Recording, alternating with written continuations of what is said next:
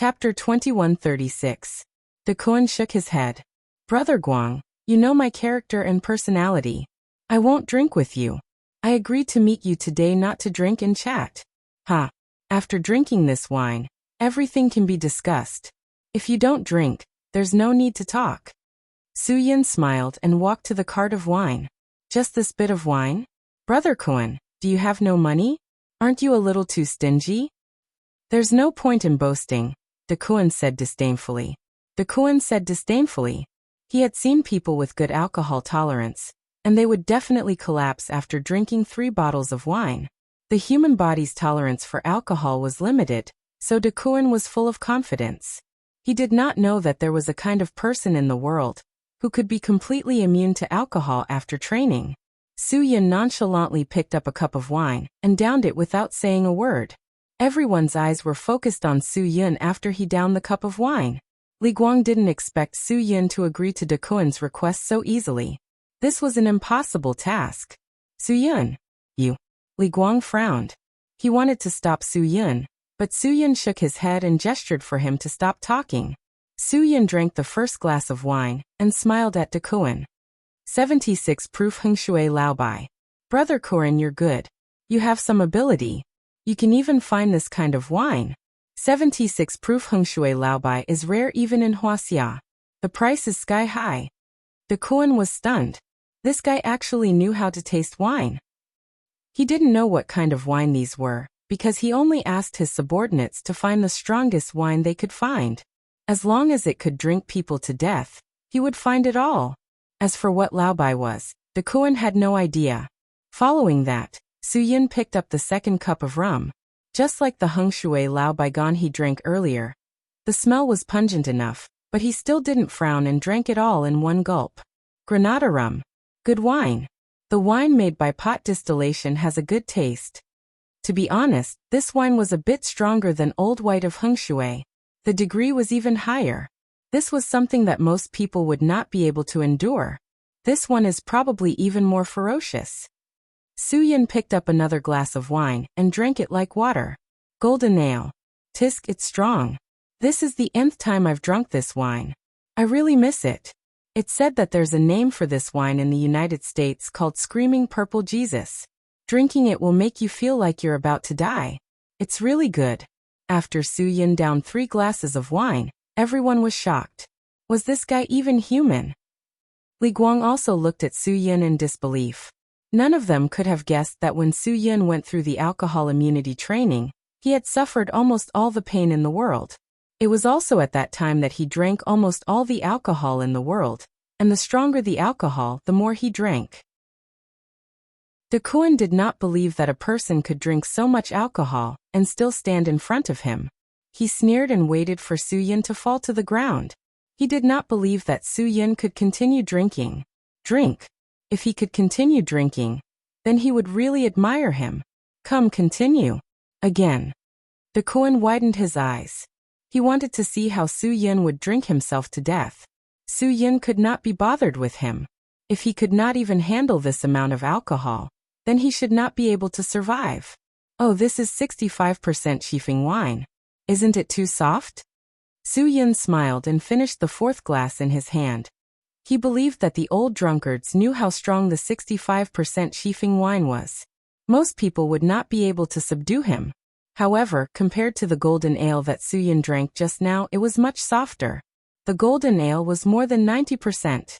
Even foreigners who were good at drinking would only drink it mixed with water. Su Yin was drinking pure alcohol. Su Yin picked up the 5th glass and finished it in one gulp. Scotch quadruple distilled whiskey. Good. The 6th glass. Bulgarian Balkan vodka. This is not bad. Brother Kuan, do you want to try it? Oh, 60% Jiannan Chun. Not bad, I like this alcohol. Su Yin smiled. This was the 7th glass. He picked up the 8th glass and finished it as if he was gargling. Damn, this 45% Zweiking is also here? Brother Kuan, it seems like you did not find more alcohol. De Kuan's face became more and more ugly. This was already the 8th glass that Su Yin had drunk. However, he was completely fine. It was as if he had drunk 8 glasses of water. Li Guang's originally serious expression finally relaxed. This was too awesome. Suyin was really fine. He swore that this was the best drinker he had ever seen in his life. He used to think that he could drink a lot, and 2 or 3 caddies wouldn't be a problem. But today he knew that this was the true god of wine. Could it be that alcohol was just like air to Suyin? Unaffected? At this time, Suyin had already drunk the 9th glass. Phew. This rush. 75% Qinghe. Brother Kun, not bad. However, the 10th glass was still Huaxia's white wine. After Suyin finished it, he licked his lips. 78% Northwest King wine. Brother Kun, your subordinates are not bad. I take back what I said just now. Huaxia's 70% baijiu is common, but there are not many over 70% baijiu. He found so many in one go. Suyin picked up the 11th glass easily. At this time, De Kuan could no longer sit still. He definitely did not believe that a normal person could drink so much. There must be a problem. Could it be that someone tampered with it? He went forward and snatched the glass from Suyun's hand and drank a mouthful. Just one mouthful. De Kuan was dumbfounded. When Suyin picked up the glass, he knew that it was the most difficult glass to handle. It was Polish distilled vodka. It was called the water of life by the Westerners. It was the alcohol with the highest alcohol content in the world. It was made from grains and potatoes. After being distilled more than 70 times, it reached 96% alcohol content. It could be said to be the strongest alcohol content in the world, as it had a higher alcohol content than the alcohol used in hospitals and other institutions. It could even be used as a disinfectant in an emergency. Of course, this thing was also very dangerous. It had a low ignition point, and was very flammable. One could not smoke while drinking, or it would ignite one's stomach. Usually, people who could drink would only need to take a sip before their lips would instantly become numb and dehydrated. It would feel like someone had punched their stomach. Now De Kuan had such a reaction. He really did not expect that there was such a powerful alcohol in the world. However, Suyin drank so many glasses and was really fine. This guy was really not human. Brother Kuan, you are really good. This is the alcohol with the highest alcohol content in the world. You managed to grab it in one go. Awesome. Suyin smiled. De Kuan's breathing was rapid. He felt very uncomfortable. Fortunately, it was only a small mouthful. Otherwise, he would have been embarrassed today. If he collapsed because of a mouthful of alcohol, how would he have the face to face so many of his subordinates in the future? Suyin looked at the remaining alcohol. Even if I finish it, it won't matter. Brother Kuan, can you still do it? You collapsed in one mouthful. This act is too realistic. It can't be, right? The great brother De Kuan can't even handle a glass of alcohol. De Kuan wanted to curse now. Who the F***ck made this alcohol? Why is there such alcohol? No. It's F***king alcohol. It has nothing to do with alcohol. It's too ruthless. It's really too ruthless. De Kuan even felt a piercing pain in his temples. It was uncomfortable. It was so uncomfortable that he wanted to curse. He wanted to hit someone. When Li Guang saw De Kuan's sorry state, a smile hung on his face. De Kuan, that's enough. Hand him over, and we'll forget about today's matter. If you don't hand him over, then continue drinking. You've already accompanied him. You can't put him down after drinking a mouthful, right? That's against the rules. Chapter 2137. Rules. De Kuan didn't care about the rules anymore. He just wanted to curse. De Kuan, that's enough. Let people off whenever possible. Li Guang said. If you go overboard, I'm afraid even the heavens won't help you. Suyin didn't mind drinking another cup. He had already drunk so much. He picked up another cup and took a big gulp. A 70-degree smothering donkey. I think this is more suitable for Brother Kuan. One sip and he'll collapse. De Kuan gritted his teeth and stood up with the help of the sofa. Li Guang, you're ruthless. But let me tell you, if you want to take someone away from me, you'll have to pay a price. I don't care. Li Guang said. Since I brought 70 or 80 brothers here today, I don't plan on leaving safely. But think about it carefully. This isn't good for me, but it's also not good for you. It's just a lose-lose situation. You're breaking the rule of killing each other. De Kuan braced himself. I don't want to break the rule either. Li Guang shrugged. But you're forcing me to break the rule. Sure, you can take Chen Jianzhong away, but leave Su Yin behind. De Kuan said. He's already humiliated me time and time again, so he has to give me an explanation today. Otherwise, how am I supposed to face my brothers in the future? Su Yun said unhappily. I didn't cause all this trouble for you. De Kuan, you have to be more careful. You're the one who caused all this embarrassment. It has nothing to do with me. If you don't have the ability, don't cause such trouble. Who do you think you are to call me De Kuan? De Kuan said angrily. Who do you think you are? You're just a dog under Li Guang. Who do you think you are to call me De Kuan? Su Yin ignored De Kuan's roar. He really couldn't be bothered to call him that. Su Yin felt humiliated calling him by his name. Li Guang didn't want to reason with De Kuan anymore. He took out his phone and made a call outside. Get ready. After the brothers outside received the call, they started to copy their weapons without hesitation. Since you're not willing to hand him over, then don't blame me for doing it myself. Li Guang snapped. De Kuan was not to be outdone. Brothers, attack. The one who dares to mess with me hasn't been born yet. De Kuan's men were all prepared. Some of them had already taken out their guns. This was not a public place, so Su Yin had nothing to worry about. When he saw the first person take out a gun, he made a move. Today, none of them can walk out of here alive. De Kuan was still clamoring. He believed that he had made sufficient preparations and would definitely be able to settle this. Li Guang's skills were not bad. After all, he was a graduate of the Special Police Academy. After graduation, he had been undercover in Huaxia for more than 10 years.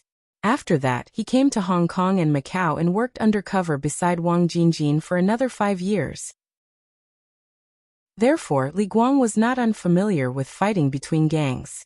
At this time, he was very clear on how to protect himself and how to deal with the other party. The other 3 underlings who came in with Li Guang were also capable of fighting 1 against 3. Not only Li Guang knew this, but the entire Hongdong society knew that these 3 guys could fight. However, the one who really changed the situation was Su Yun. Su Yun immediately got rid of the 6 armed men arranged by De Kuan. Su Yun either broke the arms or legs of the other party immediately. He even removed all the magazines from the guns that he snatched. The proficiency of his actions was not something that these gangsters could imagine. Now Su Yun left them with nothing but surprise. All of the surprise was written all over their faces. Su Yun's movements were very nimble. When Li Guangxi finished off the second person, he had already overturned 6 people with guns. These 6 people were seriously injured and were wailing and rolling on the ground. Su Yun's next move was even faster. Just as one of De Kuan's underlings wanted to sneak up on Li Guang from behind, Su Yun stepped forward and kicked him directly, sending him flying. That guy's whole body slammed into the wall, and he spat out a mouthful of blood. This kick was really ruthless.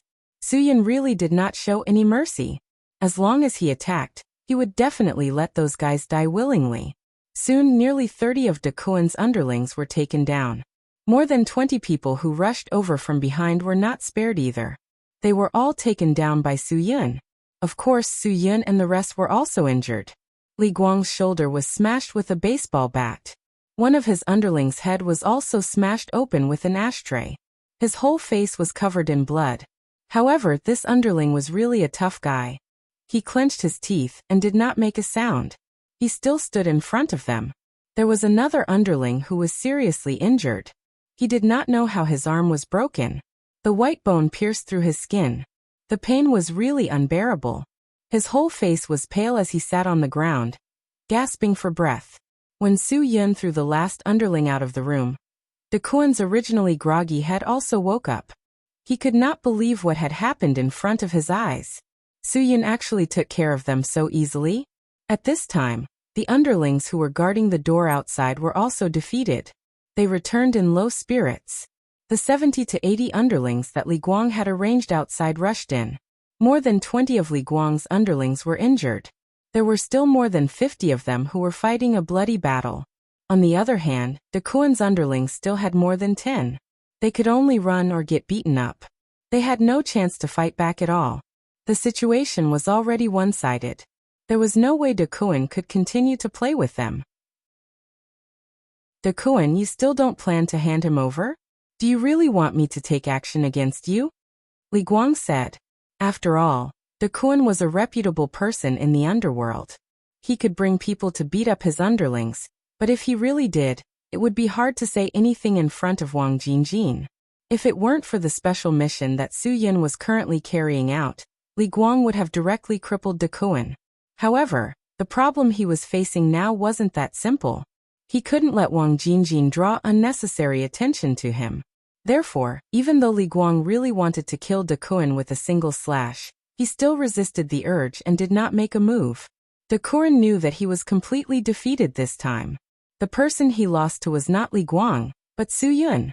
Dakuin never thought that he would lose to Li Guang. However, this time he really lost. He lost completely. However, Dakuin did not feel that he was useless. If he could have someone like Su Yun by his side, he definitely would not have lost. The person who won completely would be him. He's upstairs. Although Dakuin calmly accepted the fact that he had lost, he still did not want to endure this kind of torture. He did not know what kind of alcohol was left in the glass. He just casually picked up a glass and drank it. Soon, when Li Guang's underlings went upstairs to find Chen Jianzhong, Dakuin was dizzy from drinking a glass of 62 proof Fengjiu. Drinking half a liter of strong alcohol in one gulp was too suicidal. After that, Dakuin did not know how Li Guang and his underlings took him away. Li Guang also did not want to waste time on Dakuin. He quickly signaled his uninjured underlings to send the injured to the hospital. Meanwhile, he continued to go to Hong Kong and Macau Bank with Chen Jianzhong to settle the money issue. Su Yin was not in a hurry to leave.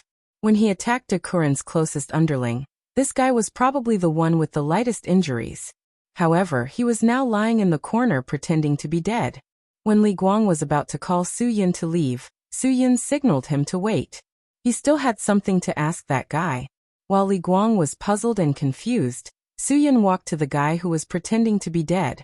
Suddenly, he stretched out his leg and stepped on the guy's crotch. Chapter 2138. The guy who pretended to be dead screamed and sat up while holding his crotch. He looked at Su Yin in horror, as if he was afraid that Su Yin would kill him. Brother, stop hitting me. I'm just following orders. If I knew you were so ruthless, I wouldn't have the guts to offend you. The guy who pretended to be dead had a pitiful look on his face. He didn't have the arrogance that he usually had when he followed behind Dakuin. Su Yin said impatiently, "Don't King talk nonsense with me. Yesterday at the bar, you pretended to be dead. After you got hit, you went to the side to hide. I really don't know if Dakuin is too blind to think so highly of you." Yes. Brother, I'm a coward. Please. I beg you, let me go. The guy who pretended to be dead became more pitiful as he spoke. I'm just trying to make a living. Today, you think you can avenge your humiliation and teach me a lesson just because you have 6 guns? Su Yin. Don't think that I don't remember your face. In the car at the Hong Kong and Macau Bank this morning, you were sitting in the back row. The person who aimed at me in the front passenger seat was also arranged by you, right? Brother. It wasn't arranged by me. I didn't have a choice. It was all arranged by Dakuin. If I didn't do as he wanted, he definitely wouldn't let me go. The guy who pretended to be dead became more pitiful as he spoke. He almost used the classic line, "There's an 80-year-old mother and an 8-month-old baby." Su Yin wasn't interested in paying attention to him. I just want to ask you one thing. Tell me clearly. I'll give you a way out. If you don't tell me clearly, then don't blame me. The things that I can do are definitely more serious than you think. The guy was stunned. He looked at Su Yin blankly and nodded vigorously. He didn't have any intention to resist at all. Has Fatty Tian's wife and child been harmed by you all? Su Yun's brows were tightly knitted together. Towards these heartless fellows, he really wished he could cut them into 1,000 pieces right now. But everything was for the sake of the mission, so he could only endure it. That guy widened his eyes and stared at Su Yin motionlessly. It seemed like he didn't know how to answer. Or he didn't want to answer. Or he didn't dare to answer. This moment was really hard for him to bear. Suyin didn't waste time talking to him. He punched the ground. He forcefully smashed a fist-sized hole in the marble on the ground. The marble that was crushed into powder by Suyin was really a fish in the pond. It was really too pitiful. Which do you think is harder, your head or marble? Suyin. Don't waste my time. That guy's mouth twitched and he was really about to cry. It was all Dakuin's orders. Dakuin wanted to do that. I really don't have the guts to harm Brother Tian's family. This is the club's rule. I know, but if Dakuin wants to do something, none of us can stop him. Is there no hope for them? Suyun's expression became uglier and uglier. That guy was scared silly by Suyun's fist and said, Last night before going to the bar, I had already buried them. Suyun gritted his teeth. It had been 20 hours. Even a god couldn't save them.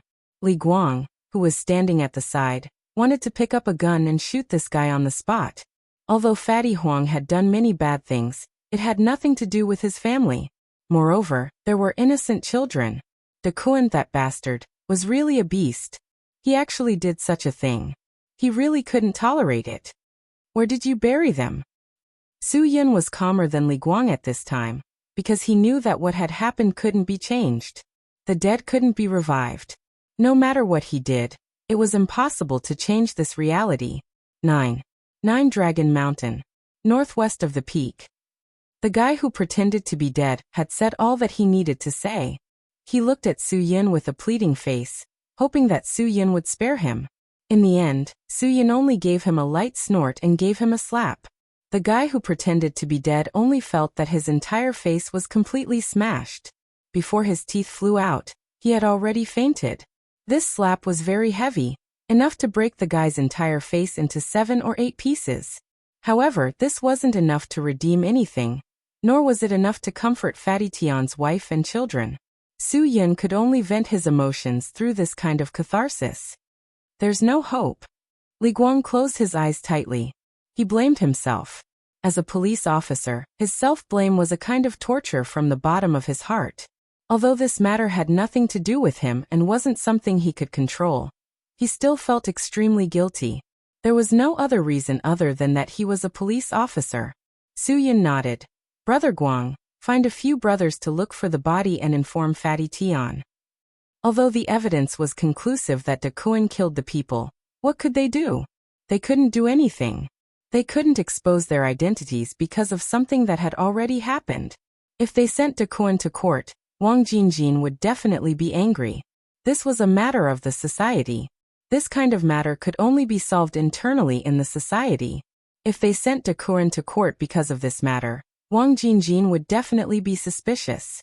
This was because only undercover police officers would do such a thing. His real brothers would never do such a thing.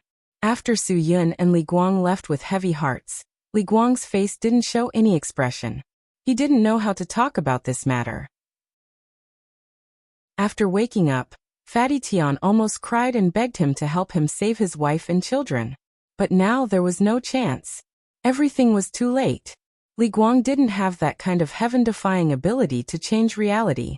No one had that kind of heaven-defying ability to change reality. The truth was the truth. Brother Guang, if it was anyone else, it wouldn't be easy to talk about this. Suyin said. But if you tell Fatty Tian, at least it can alleviate his grief and anger. It can let him control his emotions and not do stupid things.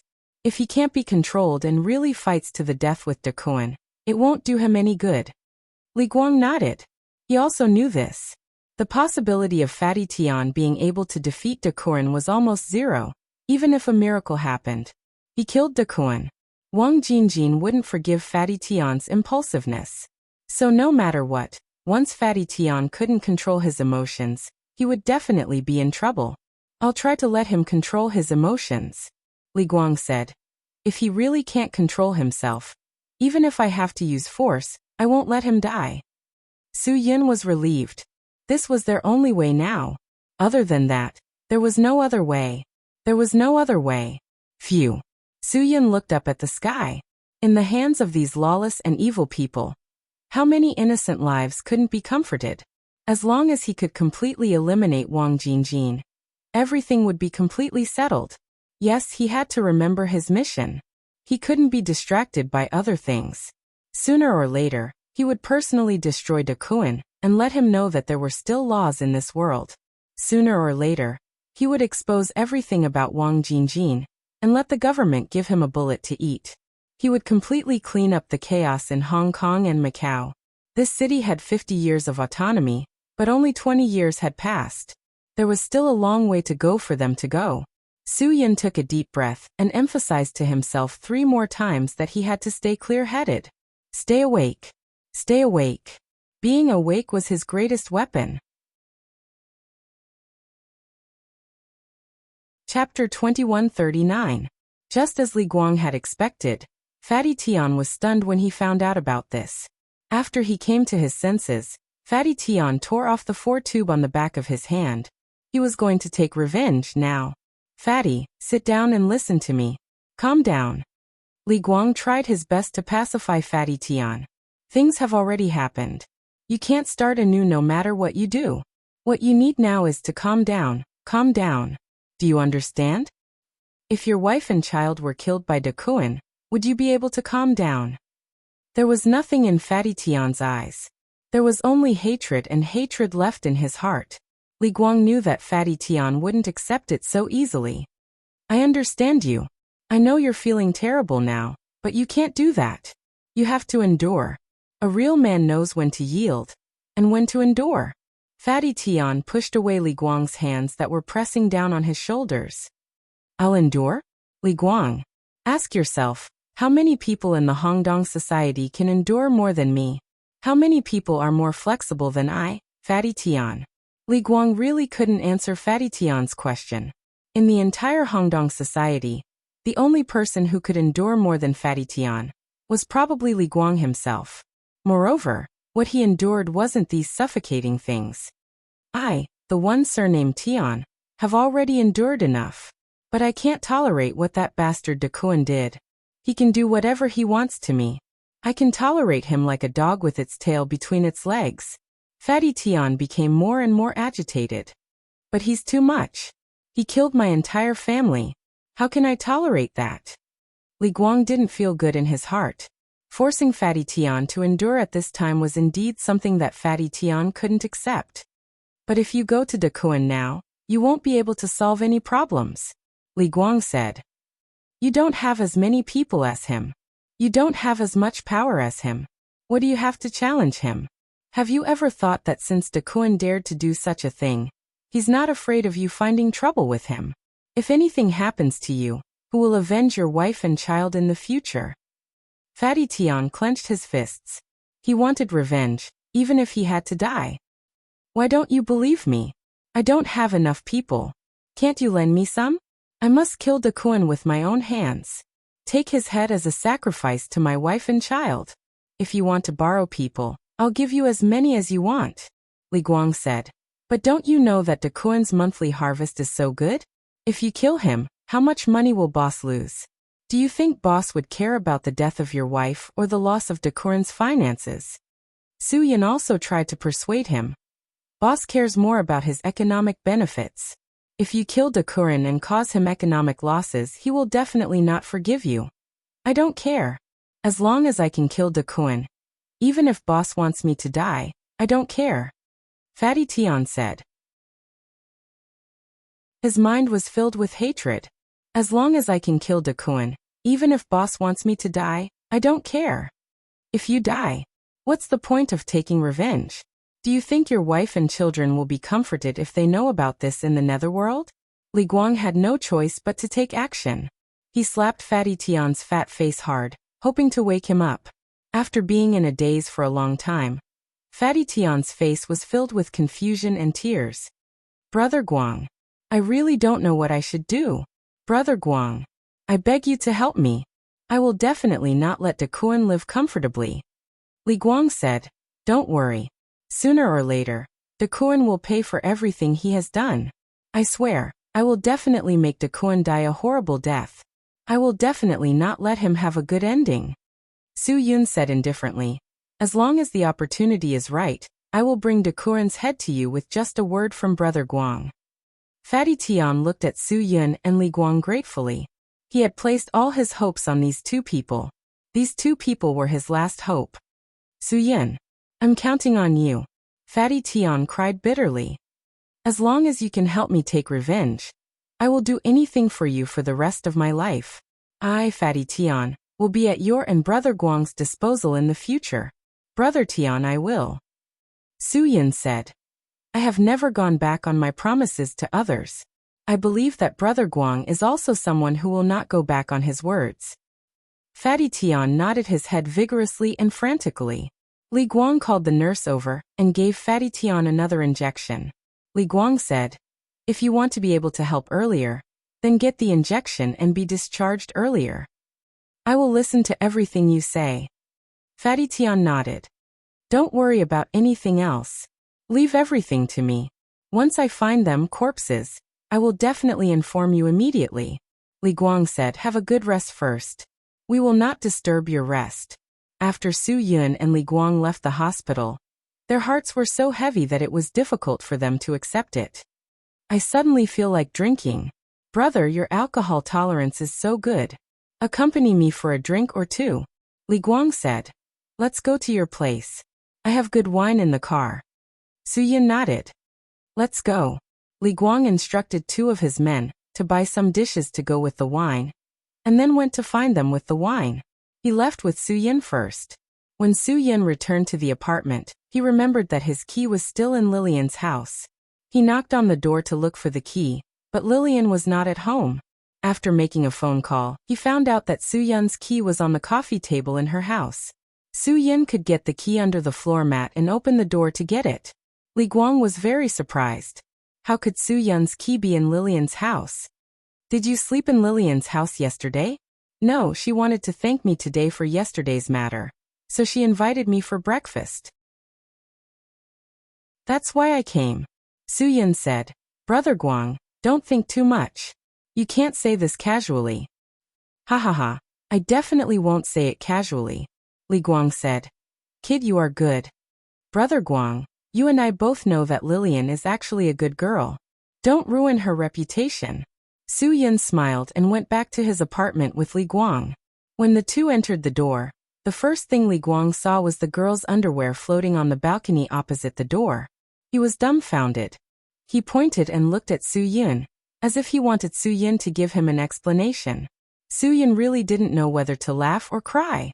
He left the key to the house to let Lillian take away the clothes, but Lillian didn't take it. This was great. Li Guang must have misunderstood after seeing it. Li Guang really misunderstood. He smiled and said, Okay, don't explain. I can understand. Men and women are all dry wood and raging fire. Brother Guang, I'm really not as casual as you think. He knew Su Yun. On the first day he arrived, Li Guang took him to the sauna center to spend the night. It was just to let outsiders see that Su Yun's behavior was definitely not something a gentleman would do. But now it was different. Su Yun couldn't avoid some special situations. Lillian is quite good. Li Guang smiled. But don't worry, I can understand. As long as it is consensual, even if you don't take responsibility in the future, everyone knows. So, you don't have to have any psychological burden. Hong Kong and Macau are more open than inland. Su Yun didn't know whether to laugh or cry. It seemed that Li Guang completely misunderstood that he had slept with Lillian because of the underwear. But there was nothing to explain. If Li Guang's underling heard it, he would think that he was not the kind of person who dared to take responsibility for his actions. Soon Li Guang's underling bought a lot of takeout and came here with wine. There were 20 types of takeout dishes, from spicy to light. There was everything. The simple dish was cucumber with garlic sauce, and the complex dish was crab with white sauce and yellow fish. This dish is very complicated to make. Li Guang pointed at the crab with white sauce and yellow fish and said to Su Yun, Quick, try it. You will definitely praise it. Chapter 2140. This white sauce crab roe silverfish was a new dish developed by a master chef based on the white sauce silverfish and the purple crab roe silverfish. Therefore, Su Yun was surprised to be able to eat such a dish in Hong Kong and Macau. The silver fish was as white as jade, and the crab roe was orange-red. The silver fish had crab roe floating on top, and the orange-red color was crystal clear and smooth. It tasted delicious and mellow. Su Yun was full of praise after tasting it. It was no different from the one he had eaten in a big hotel in Beijing and Tianjin. But this could be bought from takeout. He really didn't know which fast food restaurant's chef made it. It was really a waste of talent. There are no other benefits in Hong Kong and Macau, but the food here is indeed better than the mainland, Su Yun said. Li Guang looked at Su Yun and didn't reply to Su Yun's words. Instead, he signaled for his underlings to pour wine for everyone to sit down and have a drink. Su Yun realized that he had said something wrong. He was a foreign assassin. How could he have studied the mainland's food? Su Yun smiled as he drank the wine and began to smooth things over. Back then, when I first went to the mainland to do some work, I ordered takeout from the hotel. It was basically chopped meat and stuffed it into pancakes. It was called something like a sandwich. There were also pancakes with an egg on top and something called fruit. They were all snacks like that. That must be because you are not familiar with Huaxia. So you didn't find the right place, Li Guang said. If you find the right place, it will definitely be a world of delicious food. If you have the chance, you should go and read Huaxia. It's all about food. Then it should be called World of Foodies, Su Yun said as he picked up the wine glass and smoothly wiped away the slip. After drinking 2 glasses of wine, Li Guang's mood became less heavy. For him, the death of Fatty Tian's wife and child was a big blow. He even thought that if they didn't support Fatty Tian's marriage 5 years ago, they wouldn't be in such a miserable state today. Wang Jingjin, when will this old fox reveal something that can give him a fatal blow? To be honest, Li Guang had had enough of this undercover life. This job was not meant for humans. Li Guang was really worried that one day, he would get used to this kind of identity as the big brother of a club. At that time, would he still be considered a spy? Or would he be reluctant to part with this kind of life? People are always greedy. As an undercover police officer, Li Guang could not even exchange his life for a salary of $10,000 a month. Even though he was still the boss of the gang, he could call the wind and summon the rain. Millions of dollars were nothing in his eyes. There was a particularly scary thing in the human heart called comparison. Once there was a comparison, there would be dissatisfaction and anger. Li Guang didn't know who gave him the motivation to stick to his principles again and again. He also didn't know if he could still stick to his principles after repeating them again and again. To be honest, if it weren't for the arrival of Su Yun, if it weren't for the difficulty of this mission, Li Guang really felt that he couldn't do it anymore. All these years, in order to better hide his identity as a spy, he had done many things that only the most vicious people would do. He oppressed the commoners and even killed his own undercover brothers when he was forced to do so. All of this was for the sake of the greater good. Li Guang didn't know where he should go from now on. Although the organization had told him time and time again that everything he did was right, and that it was all for the sake of the ultimate victory, Li Guang still didn't know what to do. But Li Guang still couldn't determine whether he was a human or a demon. He really hoped that Su Yun could immediately solve Wang Jingjin's problem. That way, he could return to his hometown with glory and not live with an identity that he hated. Su Yun brother, Big Brother has something to say to you. Li Guang patted Su Yun's shoulder. I've been under a lot of pressure recently. To have you help me, I really want to thank you. Big Brother wants to thank you. Thank you very much. Su Yun knew what Li Guang meant. Brother Guang, you drank too much. I should be the one thanking you for taking me in. If you didn't take me in, I wouldn't even know where I would be now. Brother, you are a capable person. You can make a living wherever you go, Li Guang said. But you are willing to follow Big Brother. That means you think highly of Big Brother. You believe in Big Brother. Big Brother will also give you a guarantee today. I will definitely not let you suffer any losses. Even if I, Li Guang, have to pay a high price, I will let you straighten your back in Hongdong Group. Su Yun smiled. Brother Guang, you need to straighten your back. If I were a doe, even if you helped me, I wouldn't be able to stand up. Ha ha ha. Brother, if you were a doe, then no one in this world would dare to call themselves Zhuge Liang. After saying that, Li Guang raised his wine glass. Come, drink with big brother. Let's go, Su Yin said. They drank until 10 p.m. Li Guang left Su Yun's house with the help of his two brothers. About half an hour later, Lillian arrived at Su Yun's house. Why are you here at this time? Su Yun was startled. This should be the time when Lillian was working at the lawn bar. As a beauty who attracted business at the bar, it didn't make sense for her to not be at work. Yesterday, De Kuan went to the bar to cause trouble. Brother Guang told me not to go to the bar for the next few days. He was worried that something would happen, Lillian said. So I took a few days off. Then you should rest at home, Su Yin said. I also want to rest well, but I'm already used to it. I can't sleep at this time, Lillian said. I'm here to get my clothes. Actually, I came up just now. When I was about to knock on the door, I heard Brother Guang talking to you inside, so I went back. Su Yin smiled. You're quite sensible. Do you know how many times I came? I came up 3 times. This time, I knocked on the door when I heard no one. Lillian said. Come in. Su Yin gestured for Lillian to enter the house. When Lillian entered the house, she saw that her clothes were gone. She looked at Su Yin. You still say you're not a pervert. Do you need to clean up a girl's clothes? Do you think I want to?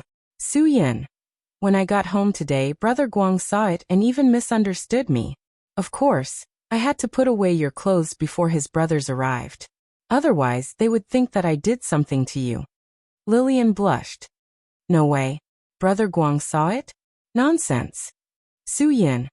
I told you to come and get it earlier, but you didn't.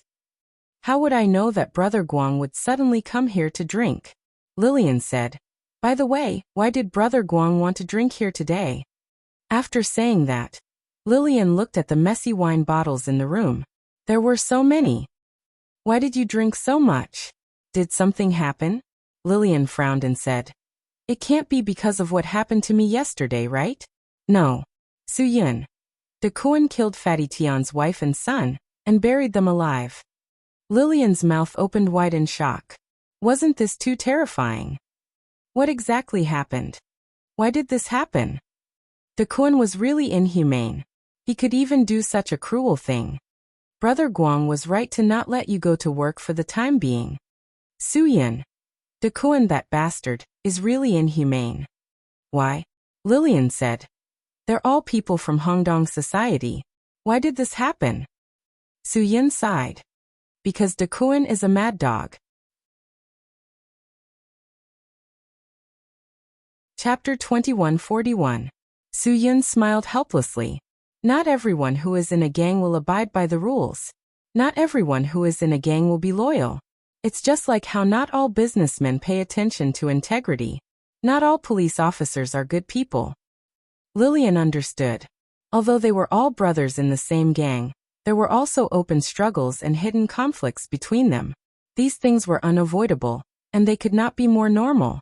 Then how does Brother Guang plan to deal with De Kuan? Since De Kuan has already reached out to Fatty Tian, then it's definitely possible that he will reach out to the other members of the Hongdong gang. It's also possible that he will find trouble with Brother Guang. This is unavoidable. No matter when De Kuan wants to find trouble with us, we won't give way to him. Su Yin. De Kuan hasn't been able to take advantage of us these few times. It would be best if he has some self-awareness and knows what it means to retreat in the face of difficulties. If he doesn't even know this, then there's nothing we can do. After Su Yin finished speaking, he narrowed his eyes and remained silent. He didn't know if this was an opportunity that belonged to him. De Kuan's arrogance had already caused everyone to be dissatisfied.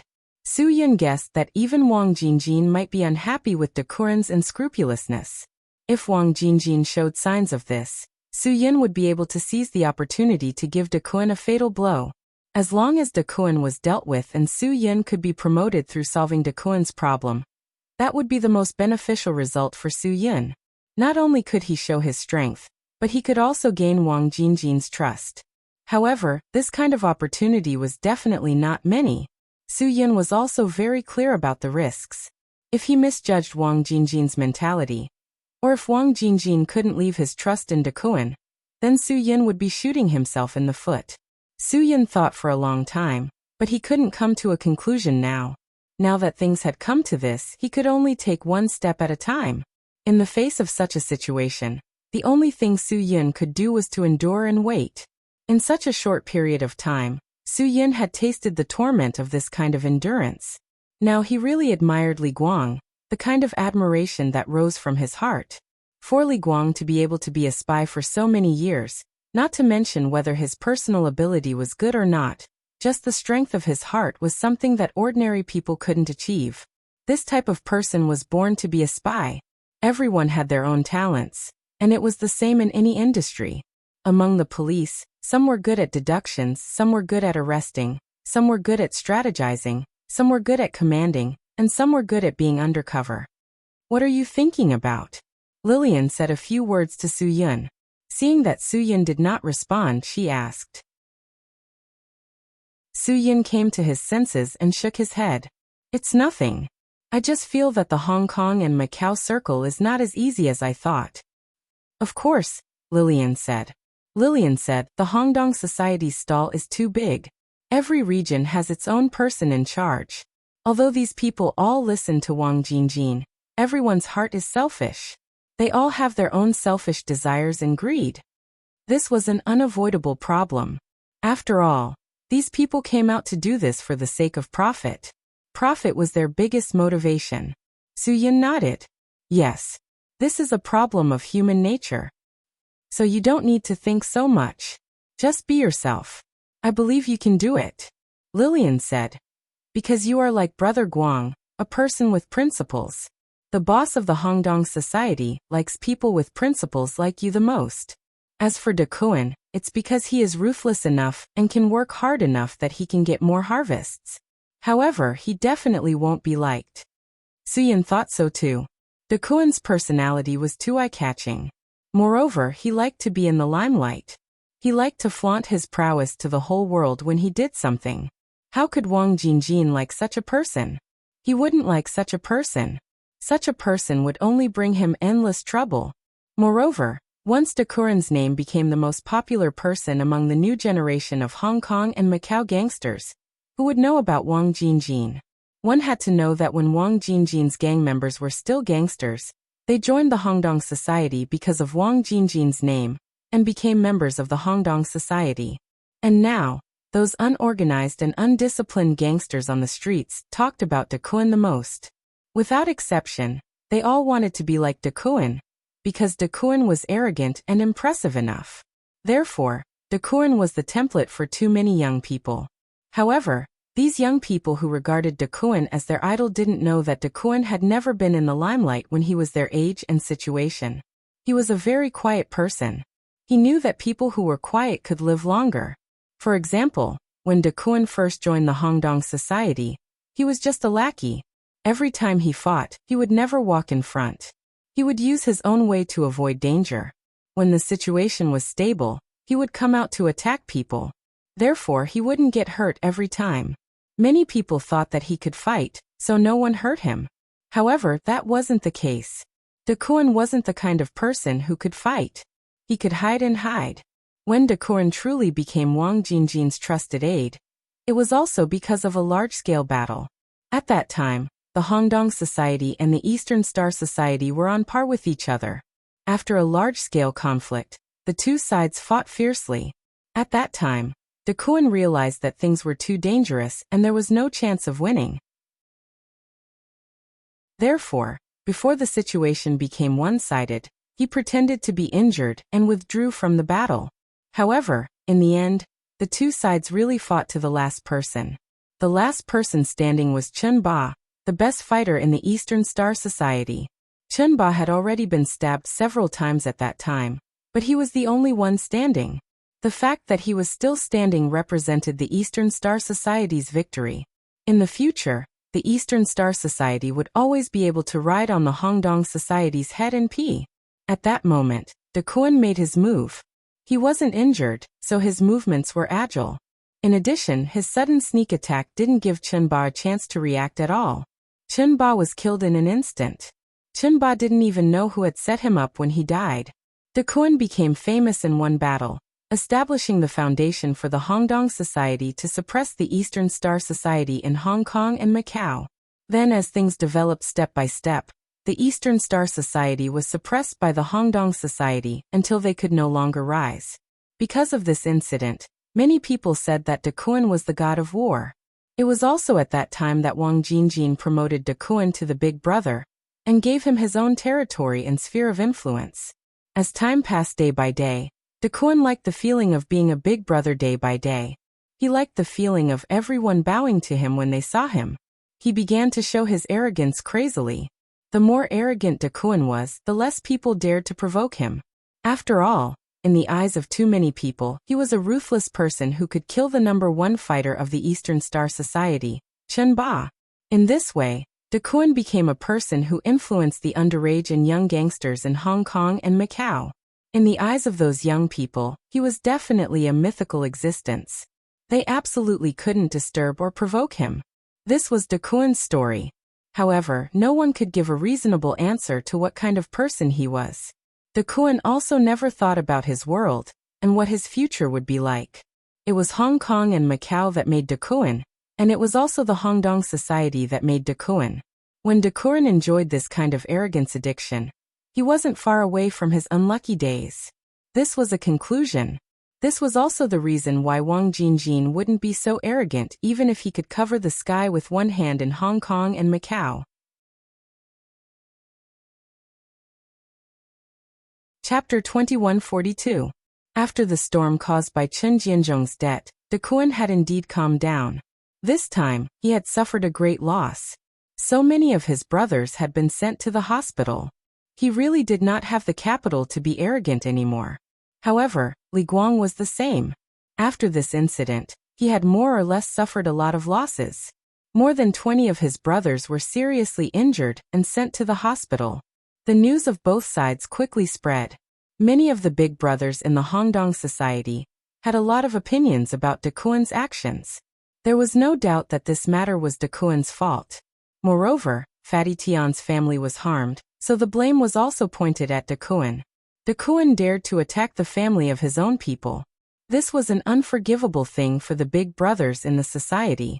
After all, they were all people with wives and children. They were also worried that one day, they would not get along with Dakuan and implicate their families. This was because Dakuan did not have such concerns. He only had one mother, and his eyes were not very good.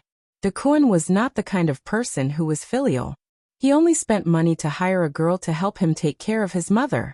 He did not care about anything else, and just gave his family a fixed amount of money every month. Although Dakuan was arrogant and disdainful, his mother was a kind person. In the eyes of the neighbors, she was a very respected elder. Many people did not believe that such a mother could raise such a son. In fact, Dakuan was affected because of his dead father. Everyone who knew Dakuan's family knew that Dakuan's father had a few labels that could never be removed: alcohol, gambling, drug abuse. When Dakuan was 12 years old, his father suddenly died of a drug overdose. At that time, he joined the society to make a living. Because Dakuan looked mature, when he said that he was 16 years old, no one did not believe him. In reality, Dakuan was only 25 years old. Many people thought that he was 30 years old. Dakuan would not do things that he should not do just because he was worried about his mother's safety. Just this point alone would make many bosses helpless. No one knew how to deal with the threat that Dakuan brought. Naturally, the dissatisfaction in their hearts increased, and they became more and more annoyed. When Wang Jingjin appeared in Hong Kong and Macau again, someone came looking for him on the same day. Cheng Feng was an elder of the Hongdong Society. Even if he came late at night, Wang Jingjin would not reject him. I heard that something happened. Wang Jingjin knew the reason why Cheng Feng had come to see him. After he sat down and had someone serve tea, he went straight to the point. "Boss, you've heard about it," Cheng Feng said. "Dakuan is really going overboard now." "That's right. It's indeed a little too much." Wang Jingjin nodded. He still hasn't figured out what kind of deep hatred there is between him and Fatty Tian. They actually want to bury Fatty Tian's wife and son alive, Cheng Feng said. There is no direct conflict between Dakuan and Fatty Tian. The main conflict lies with Li Guang. What does this matter have to do with Li Guang? Wang Jingjin asked. In the club, Li Guang is highly regarded. This is something that everyone knows. I understand. Boss saw that Li Guang was a principled person, so he assigned the richest area in Hong Kong and Macau to Li Guang.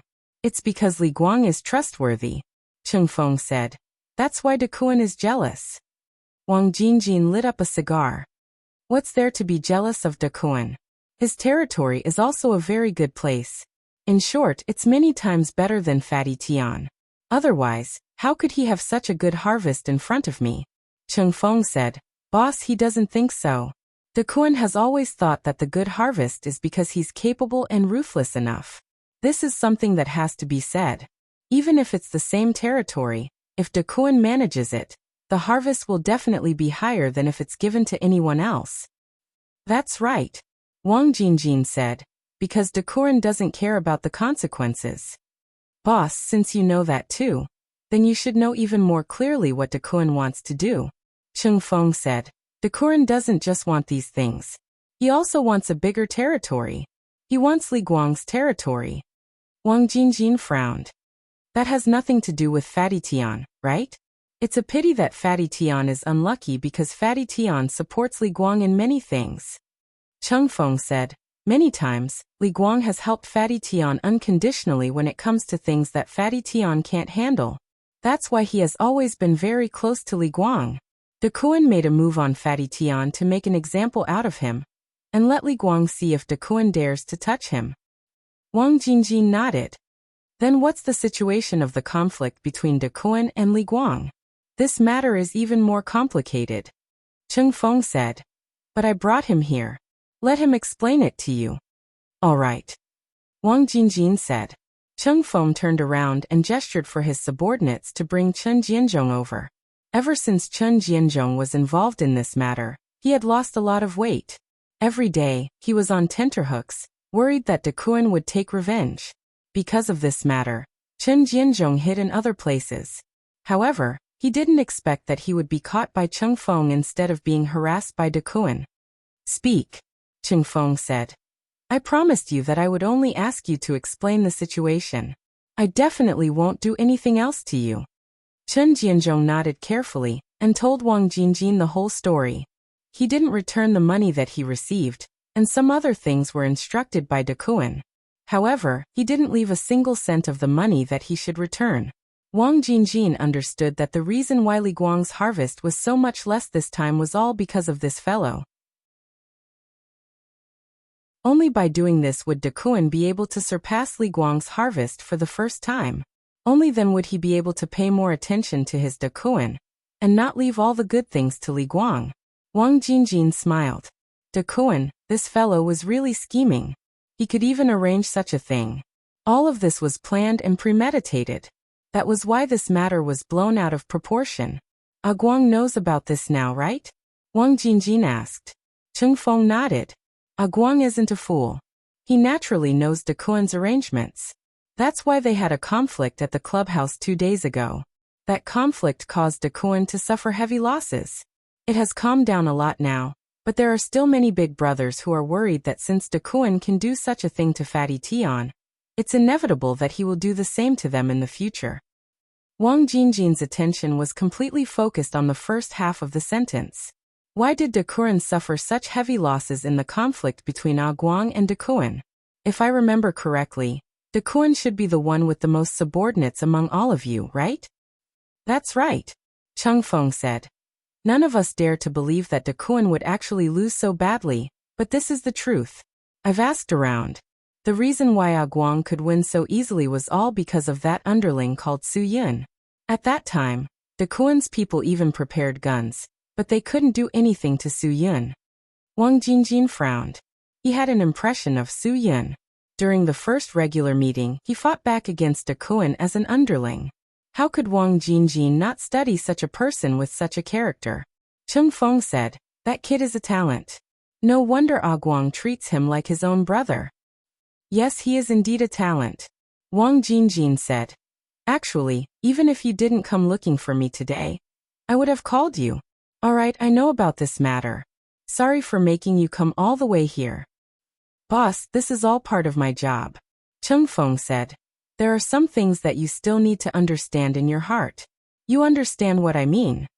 Wang Jingjin nodded. Of course, he knew what Cheng Feng was talking about. In that case, I'll take my leave first, boss. I won't disturb your rest. After Cheng Feng finished speaking, he got up and prepared to leave with Chen Jianzhong. Chen Jianzhong let out a deep breath. He was really scared to death. Wang Jingjin didn't get up. He just waved his hand and gestured to the servant. Send the guest out.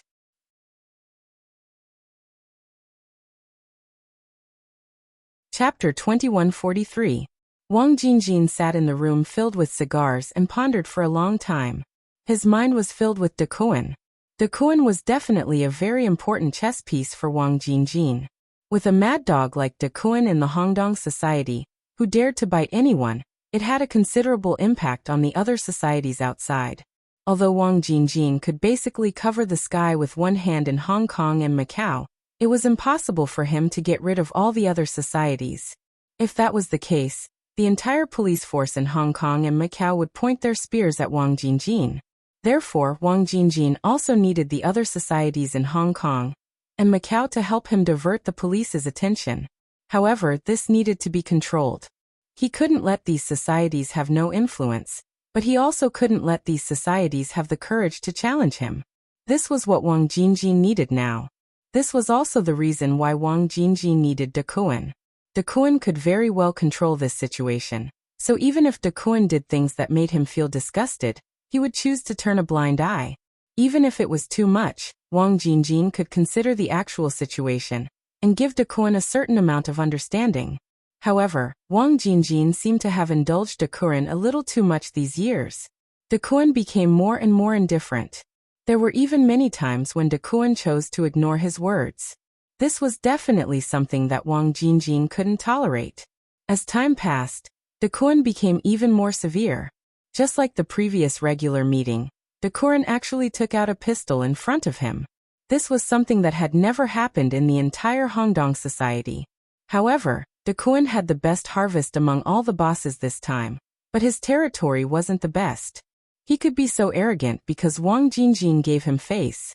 However, he had personally said during the regular meeting that no one was to cause any trouble while he was away.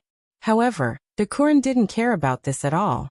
Not only did De Kuan ignore it, but he also attacked Fatty Huang's family and violated the society's taboo. He even fought with Li Guang, causing close to 100 people from both sides to be hospitalized. This matter had an impact on the entire Hongdong society, and the impact was very great. If it wasn't for De Kuan's crime, Wang Jingjin would have been furious long ago. However, this matter was committed by De Kuan. Wang Jingjin definitely had his own thoughts on whether he should deal with it accordingly. He definitely had to deal with this matter. Moreover, he had to deal with this matter beautifully. Right now, De Kuan's actions had caused everyone in the club to feel uneasy. Wang Jingjin knew that when it was time to indulge, he would indulge, but when it was time to control, he had to control himself. If he gave De Kuan a way out this time, Wang Jingjin didn't dare to imagine what De Kuan would do in the future. Perhaps one day in the future, De Kuan would really dare to take out a gun and point it directly at Wang Jingjin's head. Others might not be able to do such a thing, but De Kuan could definitely do it. Wang Jingjin was a little hurt. No matter what, De Kuan was his capable subordinate after all. Losing a capable subordinate like this was definitely not a good thing for the Hongdong society. There was another reason why Wang Jingjin had this idea. That's right, it was Su Yun. Wang Jingjin found it hard to imagine how Su Yun could reverse a situation that even Li Guang couldn't reverse. This was not a simple matter. Most of the time, such people relied on opportunistic means and luck to achieve their goals. But what did Su Yun rely on? Right now, Wang Jingjin's interest in Su Yun was much greater than before. He suddenly felt that this matter could be handed over to Su Yun to deal with. If Su Yun handled it well, even if De Kuan was killed, there would still be someone who could support De Kuan after he collapsed. However, whether Su Yun had this ability, Wang Jingjin couldn't make a judgment. After all, he had only met Su Yun once. There were many brothers in the Hongdong society who could fight, and there were even more powerful experts around him. However, it was impossible for someone who only had martial arts to become a big brother. To become a big brother, one needed brains. Wang Jingjin could confirm Su Yun's martial arts value, but he had no idea whether he was a person with brains or not. This matter was too important, so Wang Jingjin couldn't ask Li Guang directly. Li Guang naturally couldn't say that his own people were brainless. If he could nurture Su Yun, Li Guang would definitely be even happier. In the Hongdong society, Li Guang was already a very powerful existence. If there was another person, then he really didn't know who could contend against them. The reason why Wang Jingjin needed his subordinates to restrain each other was the same reason why the police needed many organizations to restrain each other. This was what a real super controller should do. Control was the ability that a leader who could solve all problems should have. Now that Wang Jingjin had returned, everyone in the Hongdong society was looking forward to the start of another meeting. This time, they had to get a satisfactory answer from their boss regarding how to deal with De Kuan. What exactly was going to happen? If Wang Jingjin still ignored De Kuan's actions, they had to suppress this matter together. This was something that many of the subordinates had discussed among themselves. This time, they had to dampen De Kuan's spirit and let him know that he couldn't do whatever he wanted in the Hongdong society alone. The Hongdong society belonged to everyone. It wasn't something that De Kuan could mess around with. De Kuan was probably the person who didn't want to attend this regular meeting. He knew very well what those old things would say about him. And he also knew very well what Fatty Tian would say about him. He also knew that Li Guang would definitely stand on their side to suppress him. Most importantly, De Kuan didn't want to see Su Yun. He didn't want to see this guy who made him lose all his temper. This was the most troublesome thing for De Kuan. If everyone suppressed De Kuan during the regular meeting, De Kuan wouldn't care at all. He wasn't afraid. As long as Wang Jingjin could give him a way out, De Kuan would go down very smoothly. De Kuan believed that with his usefulness to the Hongdong society, his boss would definitely give him a way out. Unlike De Kuan's worries, Li Guang was afraid that Wang Jingjin would give De Kuan a way out and indulge De Kuan. If that happened, he wouldn't know how to deal with it. This matter would become very troublesome. At that time, everyone would be at a loss. If De Kuan wanted to clamor crazily, then it would be troublesome. Therefore, Wang Jingjin's attitude towards this matter would determine everything. Li Guang wanted to talk to Wang Jingjin about this matter in advance. However, he thought of many ways to talk to Wang Jingjin, but he felt that it was inappropriate. Li Guang believed that there would definitely be people who couldn't sit still and talk to Wang Jingjin about this matter in advance. Even if no one talked to him, Wang Jingjin would definitely have spies who had already conveyed the situation to him when he was away from Hong Kong and Macau. Li Guang believed that Wang Jingjin definitely knew the truth of the matter, so he decided to endure it.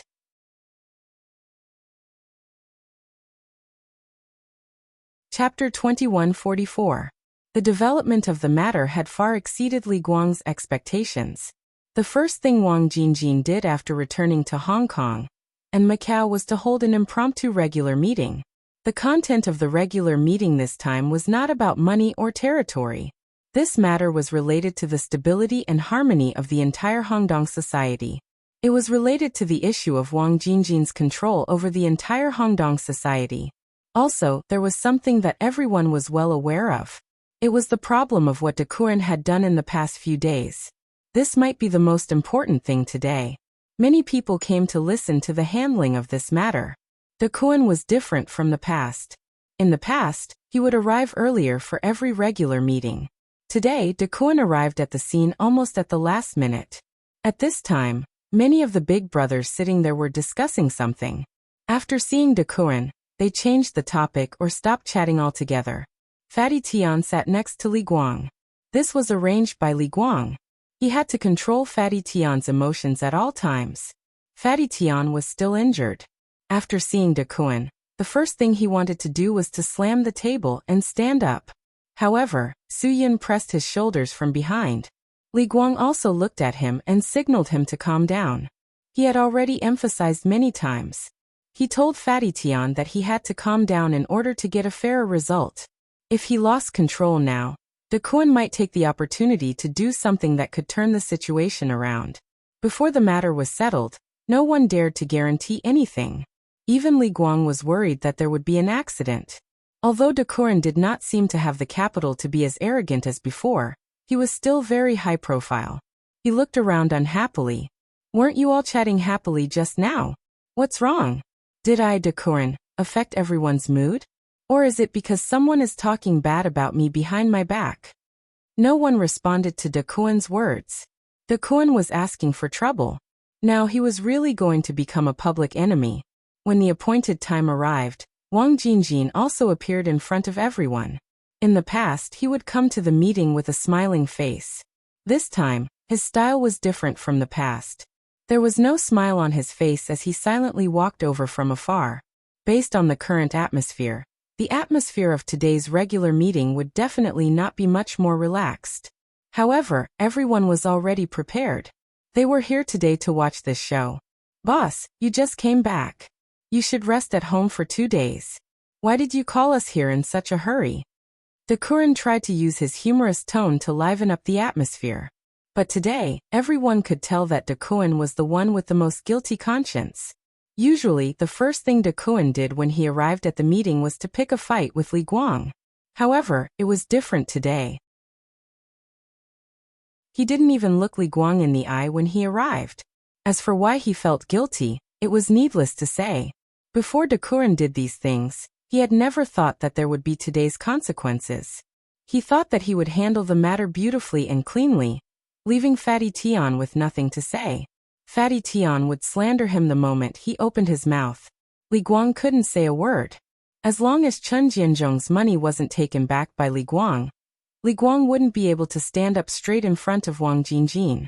After all, it wasn't a small amount. But now that Li Guang had taken back the money, the previous week's harvest had returned to first place. He, De Kuan, didn't have the capital to be proud and complacent. As for Fatty Tian's family, because his underling didn't keep his mouth shut, their bodies were found. This completely confirmed the fact that Fatty Tian's wife and children were killed. Although there was no direct evidence to prove that he did it, everyone present knew clearly whether it was him or not. After all, they weren't in court. They didn't have to produce substantial evidence to prove it. As long as everyone knew, this matter was basically settled. Wang Jingjin naturally knew. Therefore, today's matter was quite unfavorable for De Kuan. De Kuan wanted to make the atmosphere more relaxed and reduce the pressure on him. Unfortunately, no one cooperated with him. Wang Jingjin finally showed a smile on his face. Yes, I do want to rest for 2 days. I don't want to gather everyone here so early. But there are some things that I feel are necessary for the Hongdong society to clarify as soon as possible. Boss's words naturally make sense.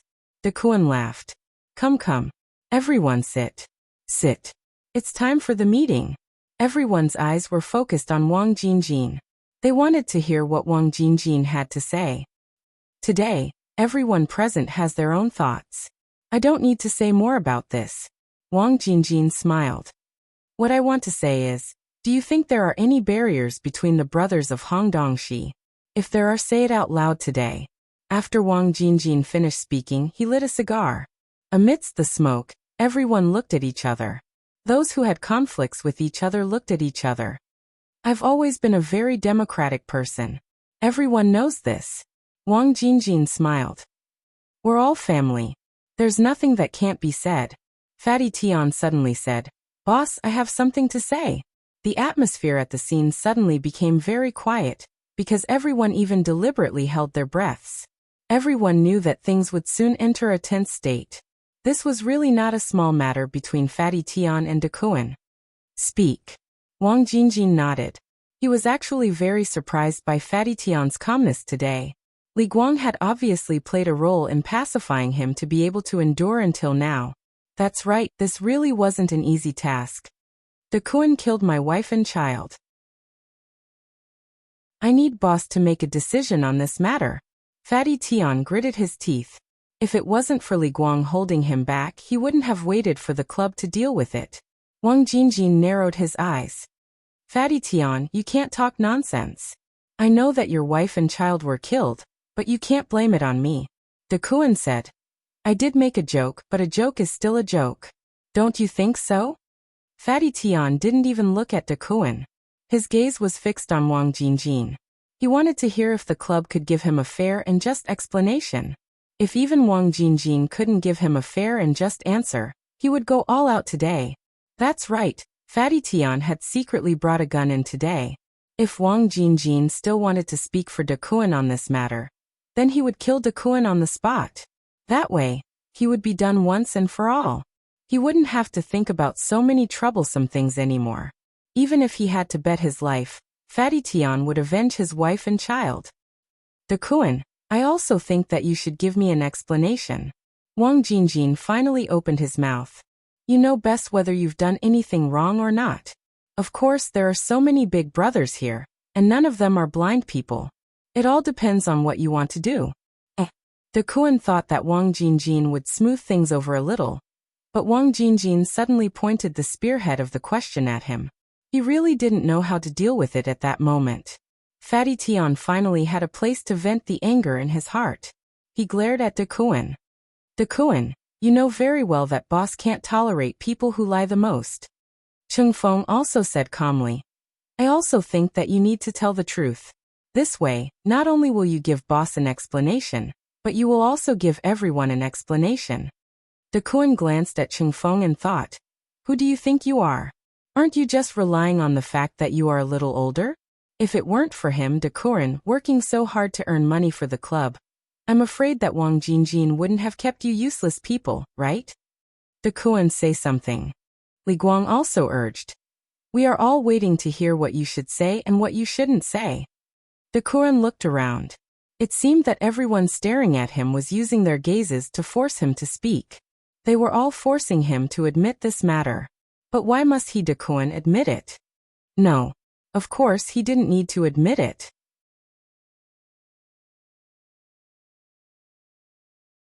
Chapter 2145. De Kuan took a deep breath and forced himself to calm down as soon as possible. He couldn't let so many of them suppress him. He had to resist. He had to fight for a way out for himself. He didn't want to be slaughtered by these fellows. He was De Kuan. He had never been afraid of anything.